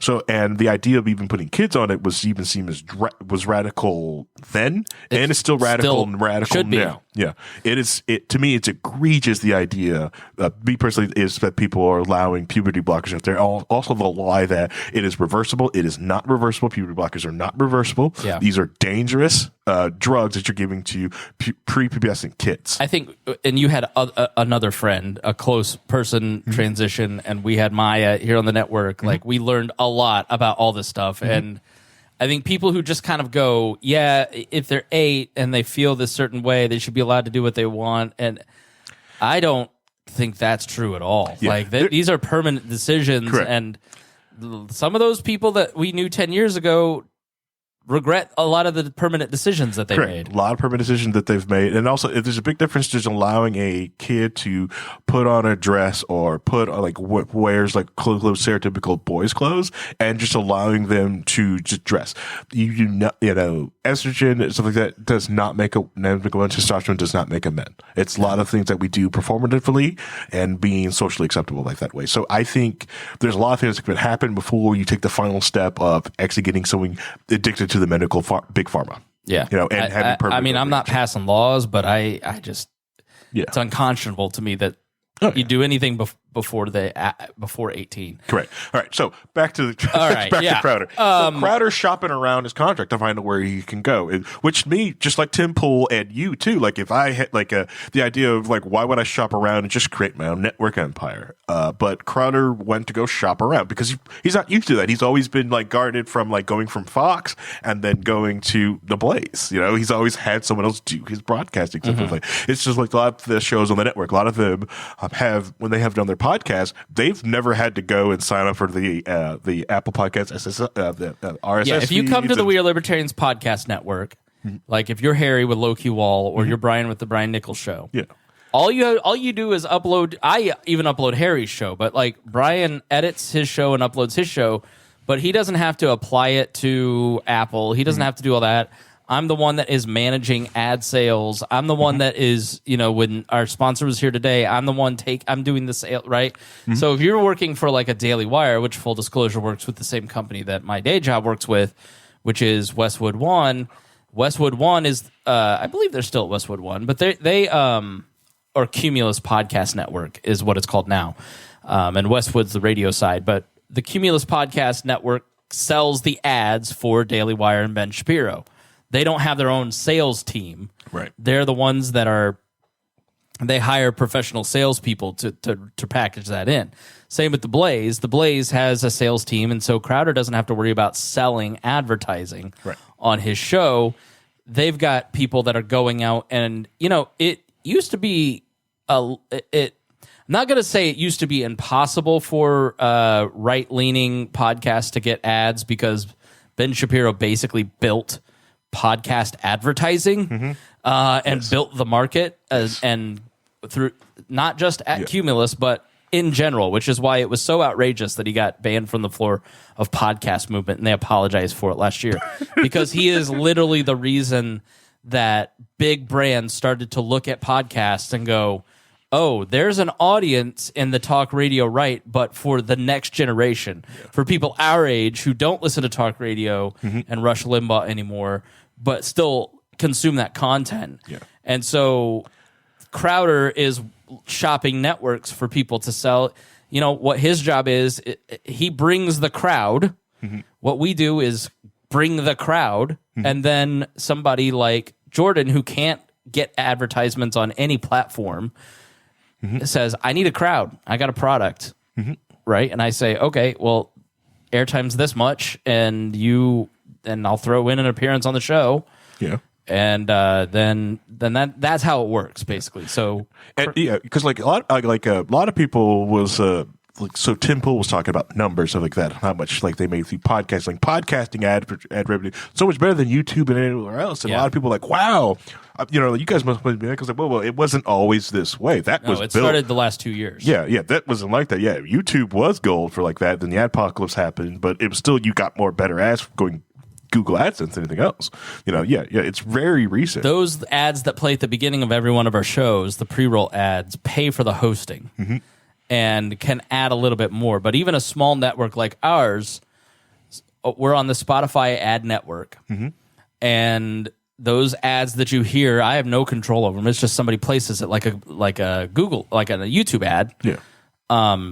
That has, I mean, it's not significantly increased for us, but it has gone for, like, people would say, well, sell ads. Well, where am I going to sell ads at for a libertarian podcast network, except for the occasional random person who wants to talk to libertarians reaching out? Well, now we have a whole new income stream that has opened up because these brands don't care. An impression's an impression. Yeah.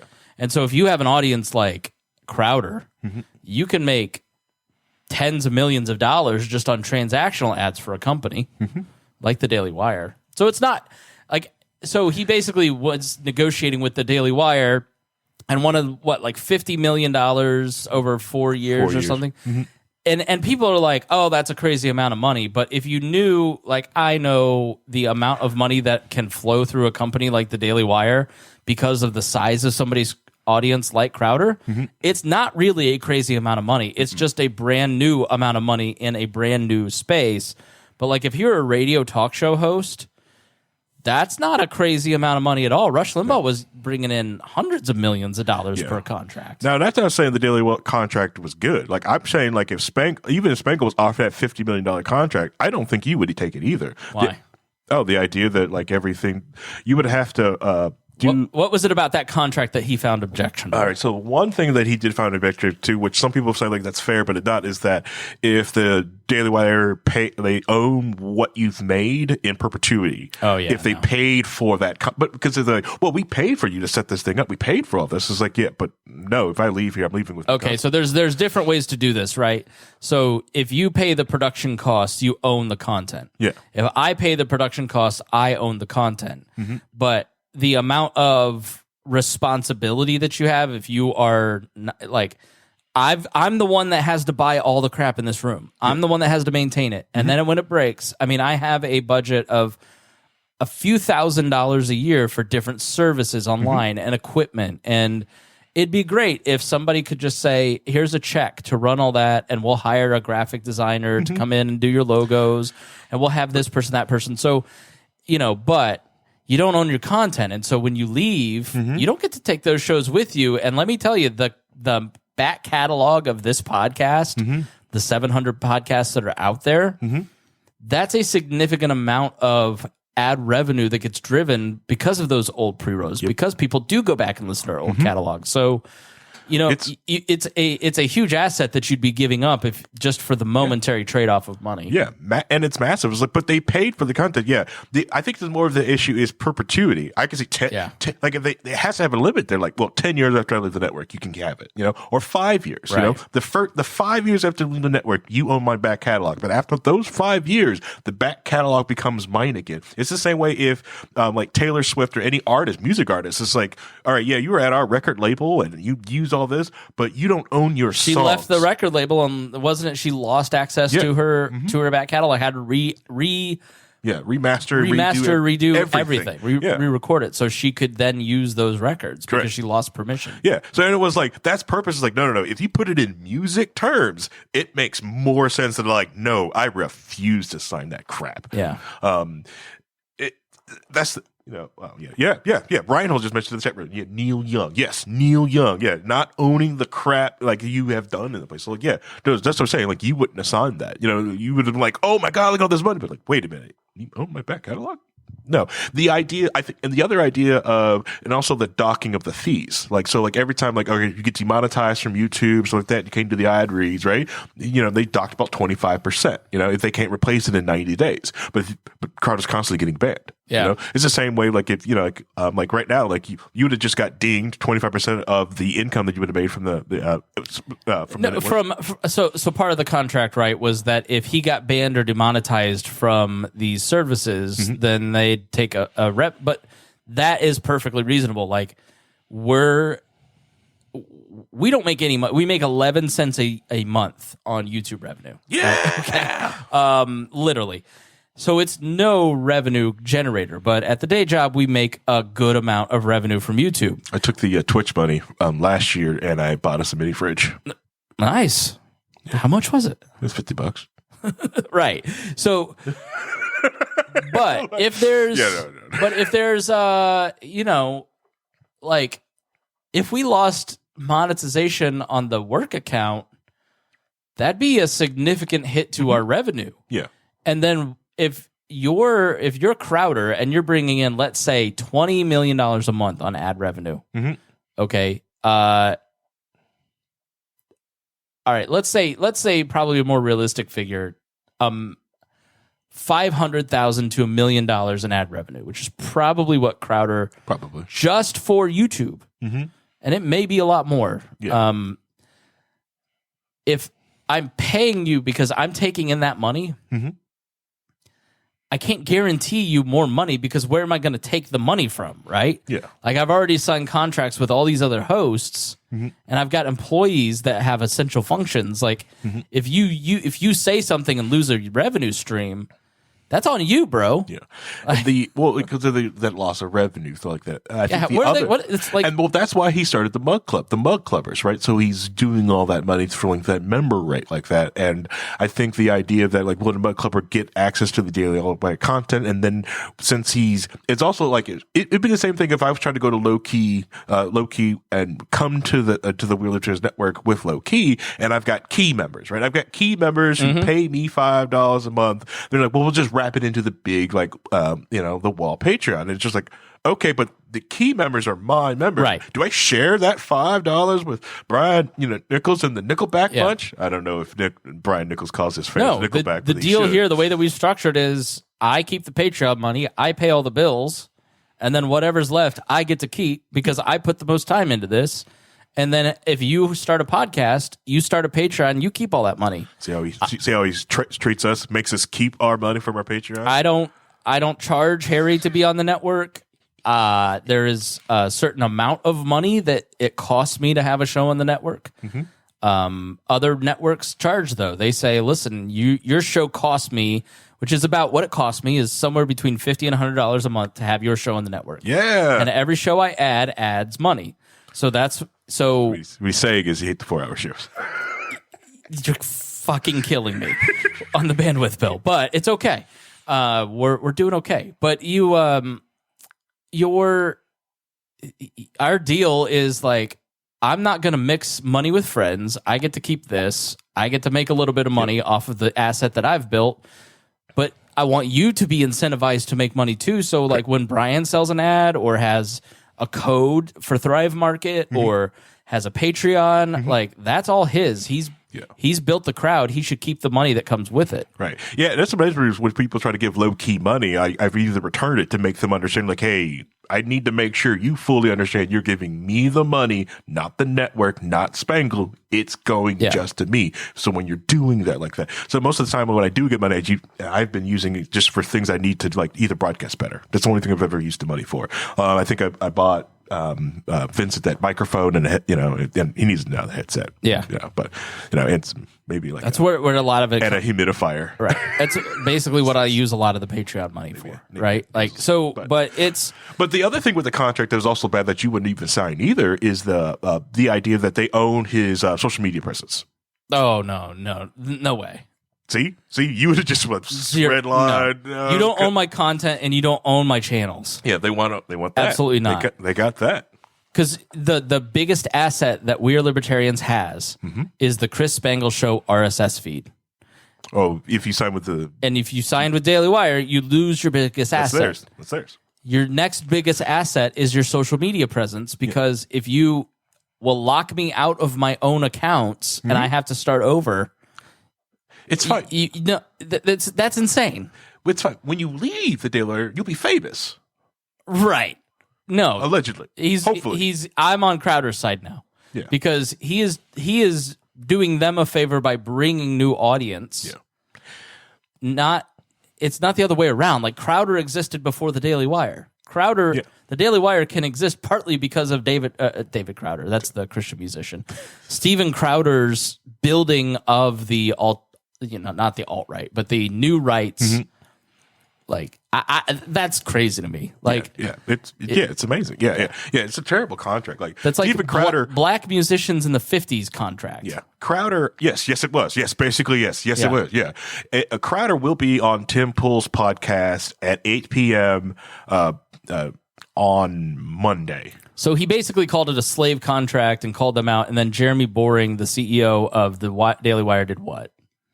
So when he first did it, he just kind of called it the big con, just big conservatives out there that are going up there. He didn't really name names, right? But like in the space, there's not many places he could have gone. So people assumed it's either he went to either this from he said it wasn't the Blaze, so it's either Daily Wire, Fox News, or Newsmax, right?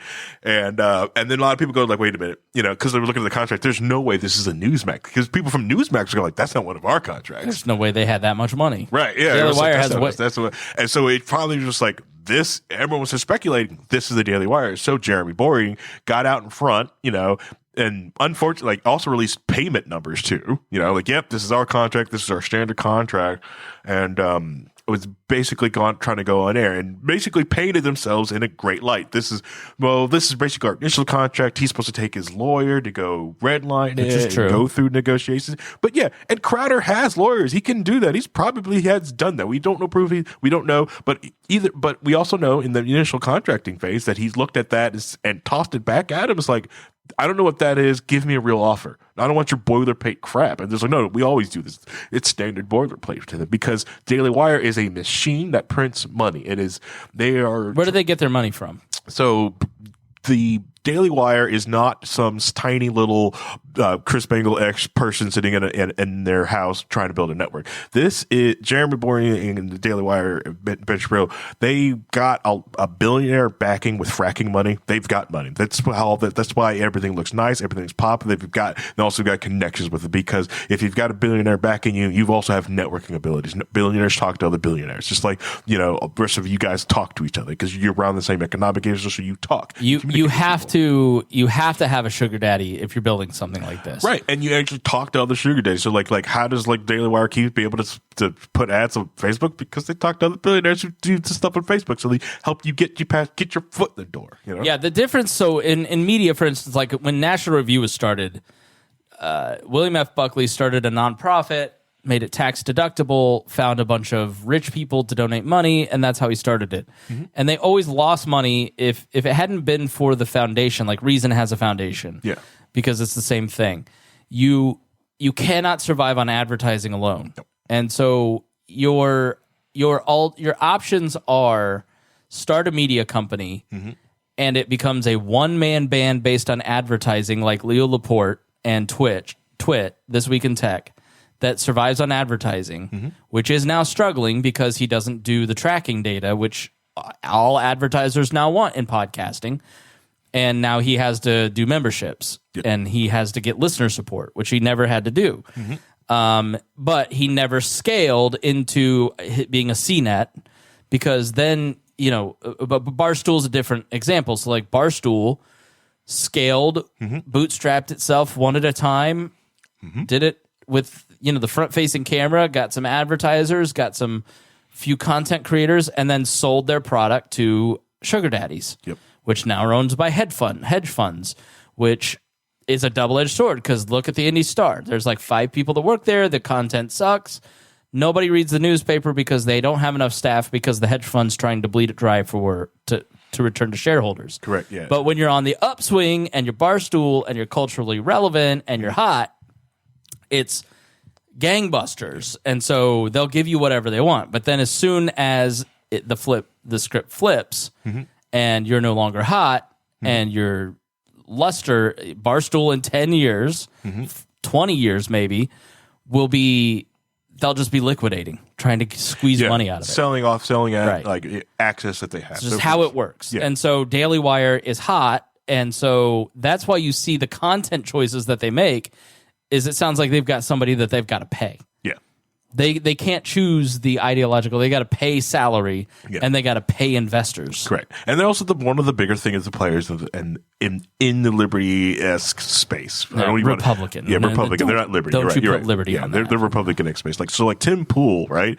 Like he bootstrapped that all. He saved his apartment. Yeah. That's all his cash coming into him. He's paying that. He does not want to be holding. But like Tim Pool did a lot of good things. Talk about numbers. Him and Luke. Like I always thought like Tim Pool was paying Luke to be there. Luke Rudowski of We Are Change was on Tim Pool all the time, and he's like, no, Luke stays independent, doesn't take any of Tim's money, but Luke can leave when he comes when he wants, leave when he wants, run his own T-shirt company, do all this other stuff, and he owns all that, but still gets to go to Tim Pool's show and be there all the time as a co-host. It's the same thing. It's basically the same thing. Basically, I've got almost the exact same contract as Luke does, so I could do what I want with my show. That's on purpose too. Like we're friends. This is a friend. Like. Yeah. We're never going to, I'm not going to say never, but we're not going to scale this into a Daily Wire where we have probably angel investors. Yeah. It's a personal lifestyle business where you get to choose what you want to do because it's fun, right? Correct. But I don't know. You never know what the future holds, but like the reality is like, for me, the fundamental relationship that I have with this show and this network has changed because part of my revenue depends on it. And there are points like last year where I was like, I talked to patrons last January to decide if I wanted to even keep doing this. And the answer was, yeah, absolutely. And I got through last year. I had a lot of challenges. We had a lot of challenges. We got through 21 and 22, and now we can kind of get back to the content that we created, even though we're a little damaged from the breaks. But like, I have a financial incentive to produce content. And so it's a second job for me where it isn't for you. You get to hang out and have fun. Correct. Yeah. But I've got to have content. So you can say, I've got to do yoga on Saturday, so I can't I can't do a show. And then I've got to go, well, I've got to have something in the feed to make sure these advertisers get their numbers so I can get the checks that I need to pay these bills. So. Yeah, I wish sometimes I could see your face when I do like can't do this Saturday, got to do yoga. You just like I don't mind, no, because no, like, I know it's because this twice a month is perfect. We come here, we burn a whole day, half a day. So I don't want to do that every week, But if like the one I'm working on for next week, I'm working on chunks, days at a time. Well, we'll probably end up doing it every week once, I see 2025, if everything goes perfect, because right now everyone is seeing it. Like we've talked about this for a long time, and 2023 is being the year of the calling of the fake businesses, the Kotaku, the people who have been helping with hedge funds and fake ad revenue as ad sales are dropping around everywhere. Everyone, it's no like joke to anyone. Like a culling is happening, and it is shuttering a lot of like game journals and everywhere else. A lot of layoffs. Like everyone watched Elon Musk lay off all those people at Twitter and watch the machine keep going, and they're going like, you know what? Same. I'm going to do the exact same thing. Yeah, I mean, kudos to him. I was wrong. He fired all those people, and those people didn't do dick, apparently. Yeah, they didn't do anything. They don't do anything. Because it's just a microblog.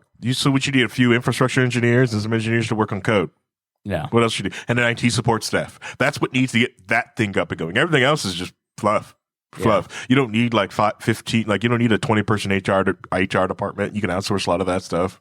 So what has Tim Pool said about it? What the upcoming like ad apocalypse or the Daily Wire thing? So start with Daily Wire and then talk about the apocalypse. So like he had, by twist of fate, had Candace Owen on Friday. Was it Thursday? Right? Which I despise. Candace Owens. Didn't watch the show. I'm sorry. I despise Candace Owens. Yeah. I can't stand her. I can't stand her. I just can't stand her. So I haven't watched that episode. I've seen some clips, but every time she talks, it's just can't stand her. But they're going over it, and it's because right now, like, everyone's in the space because everyone's also upset because the idea that, like, up in arms that Crowder recorded the session between him and Jeremy Boring. Yeah. And I was like, I can't believe recorded. I was like, listen here. I would record it, but I wouldn't release it. I would. I don't know. Unless I had something damning that need to be out there. Yeah, I wouldn't release it either. I'm fine with him recording. Like, trust me, like, I work in an industry. We record everything, every contract negotiation, everything. Every time I've ever had a contract negotiation, I have recorded it. With big contracts that the company have, we burn it to Blu-ray disc and it sits in a safe. Okay, we have this audio of this contract that we just signed with you. All right, everything is stored. We've got this. Right. But the idea of releasing it, yes, it wasn't a break of trust of friendship like that for two friends, but was they ever friends or just business partners? You know? Yeah, potential business. They may know each other in passing. Yeah, and he probably also knew, like, he probably also understood that once I release this video, I'm burning this bridge. But he also probably realized, like, the bridge is probably already burned. He's not going to be able to work with him. And like I said, like, when it comes to everything, the mug clubbers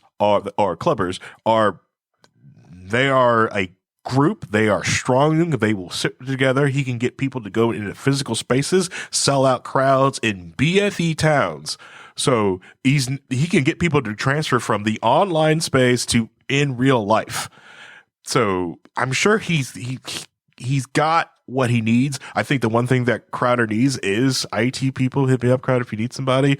You could do a lot of this stuff on your own. You just got to decide how rich you want to be. Right. Well, that's the thing, like with Spangle and the stuff we're doing, like, here is, like, I'm building some of the infrastructure. Like, what we do at Low Key is just doing R&D and building infrastructure just to show, like, hey, if these different systems don't want to play ball, like, we can go to our own. Like, I can't wait till like the big WAL show, right? Is like, we have this stuff, we play with the community guidelines, and, you know, like, cool, if you want to continue more, you know, go to the actual website, and then we're gonna let loose so we can actually have people on to show really neat things and not worry about getting kicked off the internet. Yeah. You know? And that's what he's used to doing with Mug Club, because, like, okay, piss off YouTube and then go over to Mug Club, and it's an amazing thing. And if you have reached Pool or Crowder's levels, you have a choice to make. Yeah, you can do what Pool does: have a nice house, have a nice car, take vacations probably when you want. Yeah, save a ton of money in your 401k, have a really good 10 years, and never really have to work again. And he will always have an audience. Yes. He has reached critical mass. He never has to worry about having people pay his bills. Now, is he probably buying 2 houses and villas in France? No. But Crowder sounds like he wants the villa in France and the Rush Limbaugh money, where he is buying half of the Buffalo Bills, and right? Like, I don't think that's what Crowder wants to do. I don't. I think the Daily Wire is going for that direction. Oh, 100%. Yeah. I honestly really do believe that Crowder wants to, like, he's either it's a grift, but it does feel like he's in it to culturally change America to go more right than anything else. I think that's what he wants to do. The thing you have to realize is, like, a view is a view is a view. Okay? And if you can get... you can spend 6 months working on a really cool video, and you can spend $5,000 on a videographer to make that cool video happen. But in the world we're in now, you can get those same 10,000 views from talking into a microphone with a nice lighted background. Yes. Right? So if you are talented, like Crowder is talented. Yes. What do you really need, right? Like, so I don't know. I guess that's where I look at it and I go, 50. I'm not bagging on the guy for money. Like if I could get $50 million from a contract, I would. If I wouldn't give up what he was asked to give up. It just wouldn't happen. Like I wouldn't be owned outright by a different network. He's not a nobody who needs the Daily Wire for institutional lift. Like I applied at some point over the last couple of years, 3 years, to other media outlets. And I got kind of a quasi offer from one of them. And I never know you did that. Yeah. And I decided not to do it because it was going to cost me this. And I make a good living doing this, doing consulting, and doing my full-time job. But the institutional lift of having gone and worked at one of those places, or both of those places, I would have been like not just a dude with a podcast out in the Midwest. You're now a blue check mark because you're attached to this institution, right? But the different, like, so your marketability as a content creator, because of your association with, you know, if you're a young writer, right, one of these young voices folks, you want to get published in the Wall Street Journal, in the National Review, Reason Magazine, because you're using their institutional lift to build your own chops, right? It's like conservatives say, the New York Times said, well, no, it was that journalist that wrote that thing that said that, right? So, you know, part of my career has been, do I go work for an institution and give up the independence to get the name attached to my name so other people will find me more marketable? Or do I keep kind of chugging along over time and build my own audience? You know, I've lost a step over the last couple of years, to be frank, just because I've got a family now. And so that makes it more likely that at some point I have to go work for somebody else to kind of keep the money rolling in. But for now, I don't have to. Bob and Tom lets me do what I want. I do a good job for them. It leaves me time to go do my podcast. It helps me start other podcasts for other people. Like I've got a good setup here, right? So, you know, but if you're Crowder, you are the institution. You don't need the Daily Wire. He doesn't. No, he does not need. And I think it takes him a while. I think he's probably just realized that after that, or someone's probably sat him to the side like, hey, you don't need these things. It's just like you're almost at that point where like, like if someone did offer you the contract, you had to do that. It's like, you know what, guys, come in here. We need to get an ad revenue. Someone need to manage the ad company because we need someone to go out and get us ads. We need like Harry and Reinhold go out, get our IT space set up. We're going to do this, or we're not doing this. You know? Yeah. I'm not going this way. You know? I mean, that's part of like Nichols is really pushing me to have that conversation. Like, where are we going to take this? But it requires me to do more logistical work behind the scenes and business manager stuff, as opposed to the content creation, which is what I really enjoy. Like my bliss is what I did last night, which was researching and reading and writing a script. Yeah. Like, and I lost track of time. I lost track of what was going on in my house. I was focused in on writing this episode for next week, this history research. Like, that's my fun.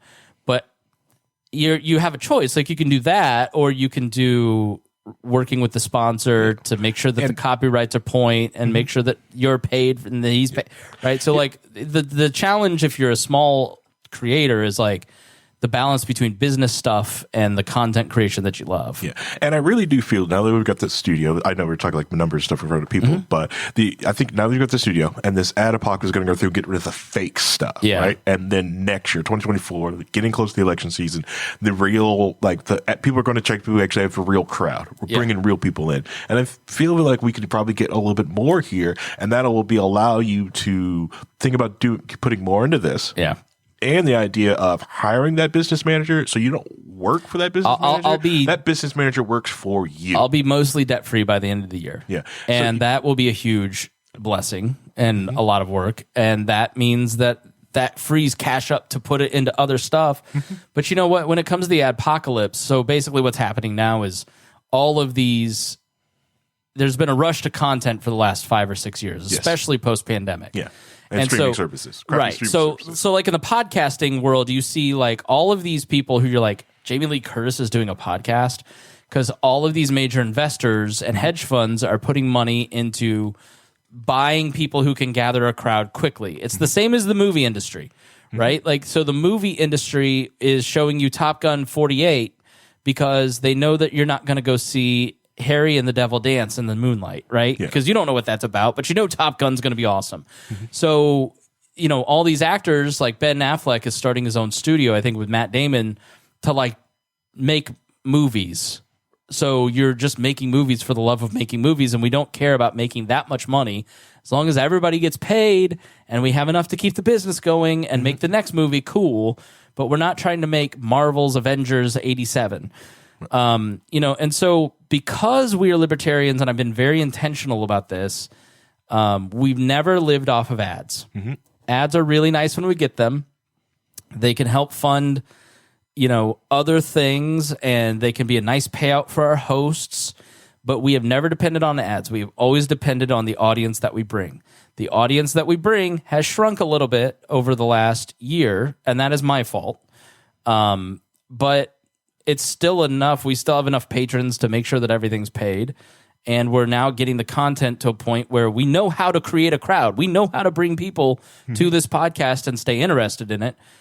You know, adjustments have been made, and now we can get back to where we were in 2017, 2018, right? Yeah. Our biggest numbers ever were 2020, and we'll get back there in 2024, right? So the other thing that's happened, what's happened in the podcast industry is you have the majority of people are like us, workhorse podcasters that do it for the love of the craft. And you see like 4 million podcasts, 2 million podcasts, 75% of those are not producing episodes and non-existent, right? And then there's a smaller number like us who are kind of the workhorses, and then there's like the elite of about probably 600, 700 podcasts. It's less than 1,000 podcasts that get all the headlines. They get all the attention, the Joe Rogans, the How I Met Your Mother Bear House guys, whatever, right? Like, there's less than 1,000 of those, and I'm on 2 of them, by the way. With I manage one of them, and I'm on another. We are in the top like 1,500 for the Chris Spangle show, which is still a huge accomplishment. Yeah, it's huge. Yeah. So, but what's happened over the last 2 years is, as investors, the major ad companies, the major ad agencies said, okay, the Daily Wire can make money, then we can make money with these radio companies that are moving in, like iHeart and Cumulus and podcast companies that have grown. Like Amazon's now starting a podcast company. People are now creating content. So like a lot of like the mid-tier to lower upper middle money investors kind of said, well, if movies aren't being made, we can, for a fraction of the cost, make a podcast with the same with the same writers, the same actors, but scripted, and make the same amount of money that we would with a major release, but have way less overhead, way less, you know. So that's why all this money's kind of moved in to build all this new technology. That's why we went from never being able to get any of our revenue from ads to now ads paying a significant amount of our costs. And like, frankly, last month I was able to pay off a credit card because we had 3 advertisers, right? So the guy that was on today paid our internet bill. I'm going to give Harry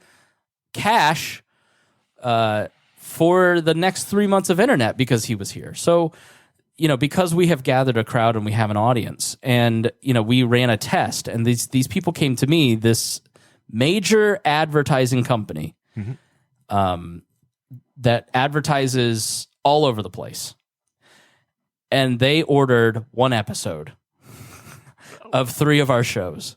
And I said to them, I will do this, and I will take your some $100 or whatever, but you're asking for 1 episode. I don't know what that's going to do. Advertising requires repetition.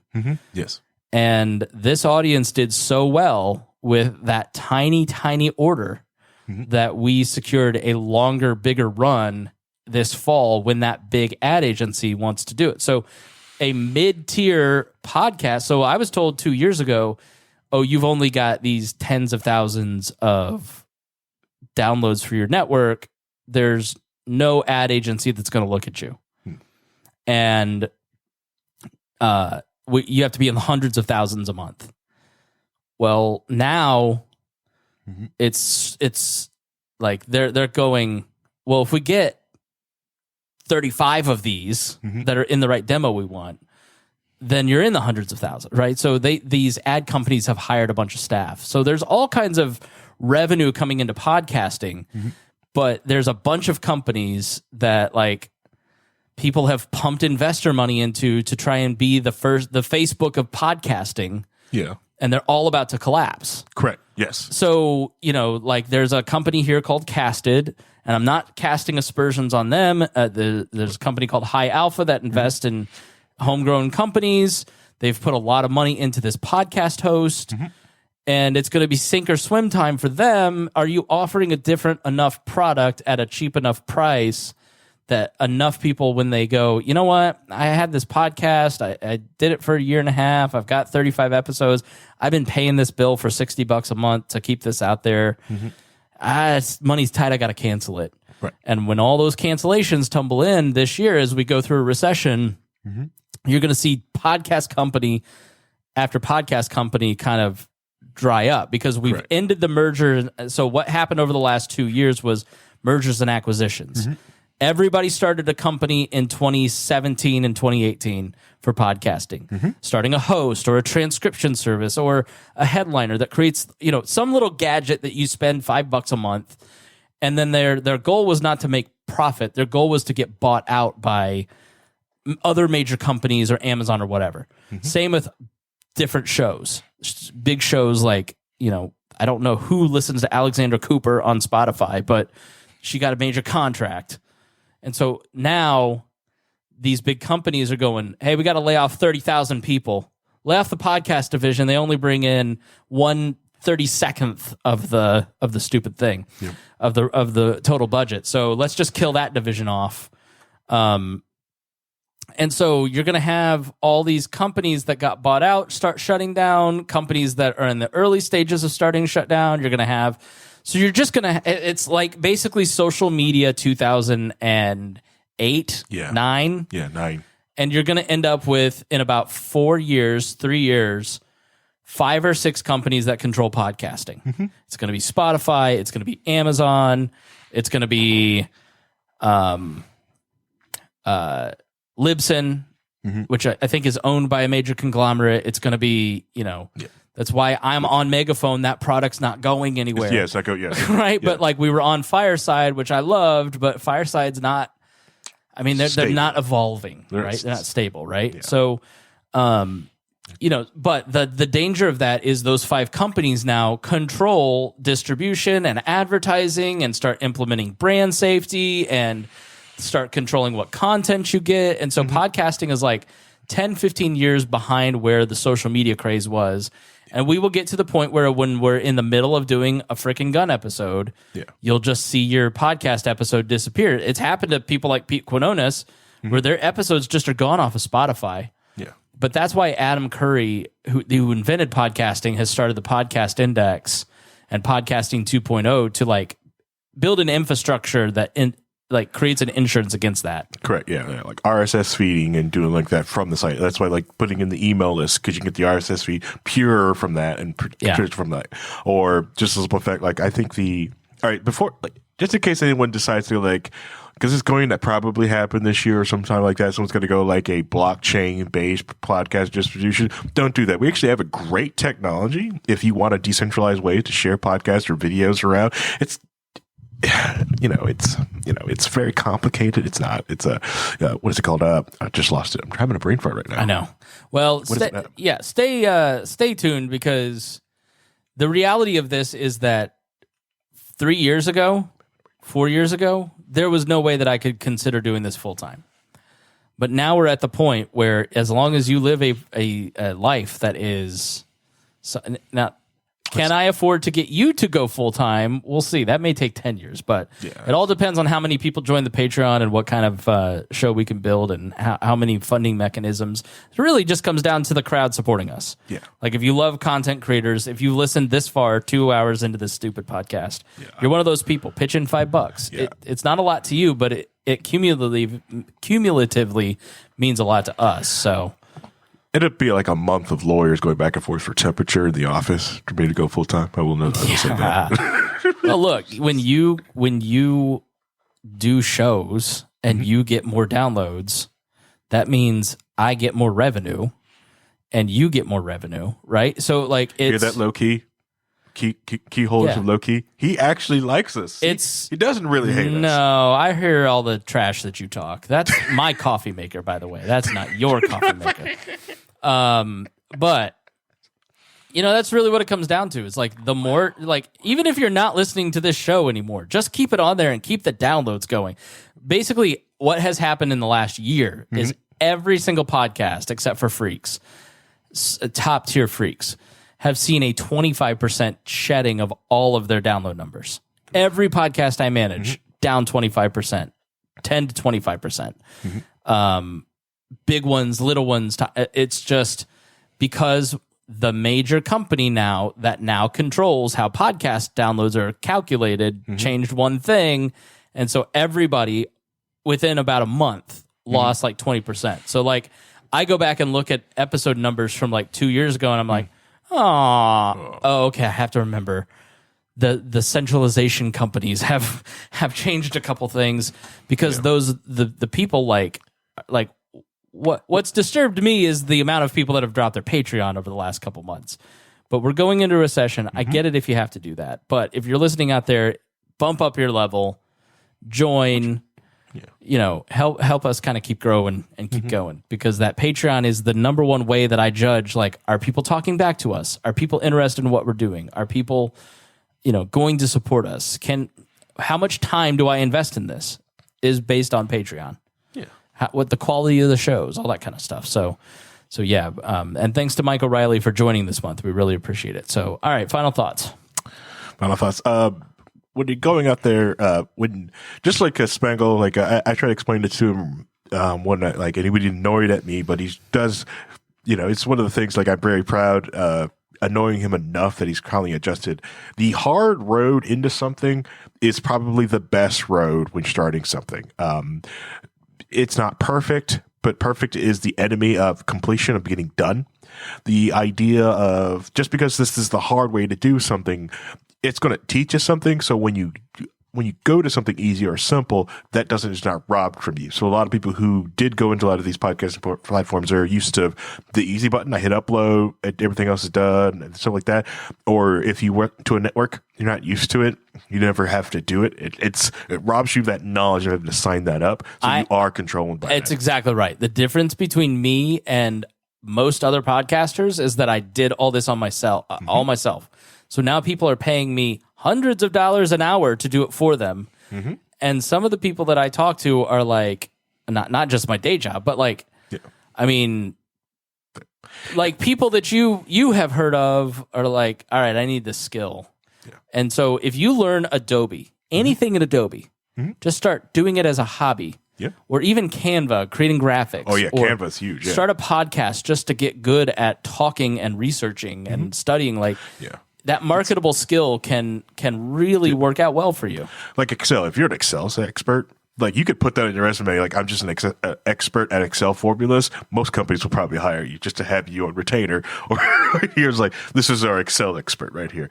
Go ahead and do your VB magic, because it's, a lot of companies just work in those spreadsheets. But and I'm sure, and it's just going to get, I don't want to say worse, but it's going to be like that. Like, Spangle is eventually going to, mostly just do podcast like consulting, because more and more people are just like, what do you mean I can't just sign up and just hit this button? Or I don't want to sign up because now this platform is wanting everything of my product. Dude, I know how to edit podcasts. And so people who don't want to mess with editing and uploading podcasts, you get one for like a couple $100 a month, or $300, $400, $500, $600 a month, right? Yeah. But you get 10 of those people, you've got either a great livable income for yourself or enough that feeds your family, right? So like you are like I help people start podcasts. I consult people on their existing podcast, do audits. So if you've got a podcast, you pay me to kind of like go through, and then I give you a list of here's what you need to do differently to grow.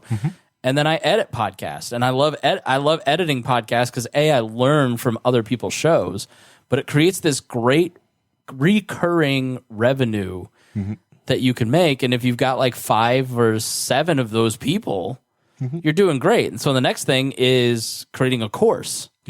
So I'm working on a course. So this year I'm going to have like, all right, you can't afford to hire me for time to create your podcast or do the work for you.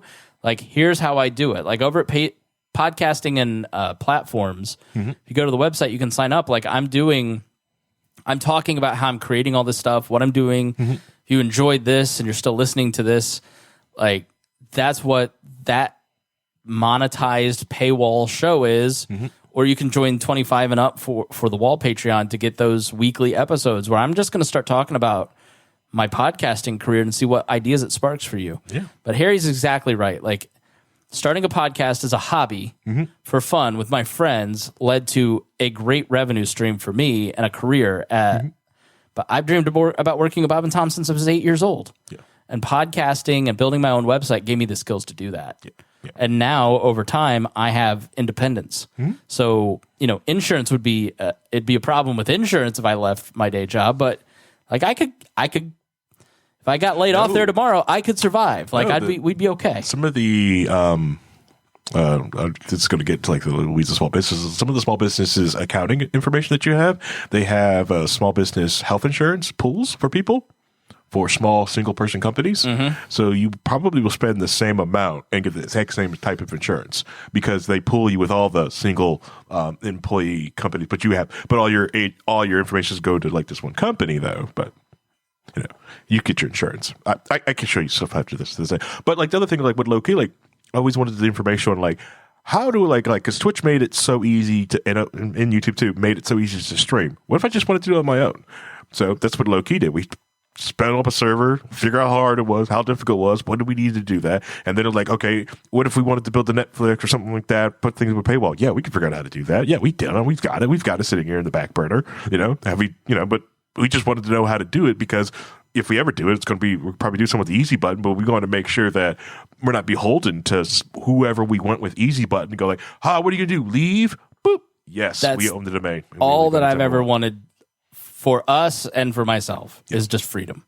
Is just I have a great place that I work. I get a lot of freedom. They're awesome to work for, but they also control my schedule, and I have to wake up at 5:50 every day. So it's like all I've been working towards for the last decade has been freedom, and it's totally possible. And in the internet age where there's the ability to kind of get into this stuff and start working at it, you eventually get good enough that people will listen to you and pay you. So, all right, thanks so much for joining us here. Please support our advertisers. Please support us on Patreon. We really do appreciate it. And, I hope Harry one day can have a $50 million contract with the network.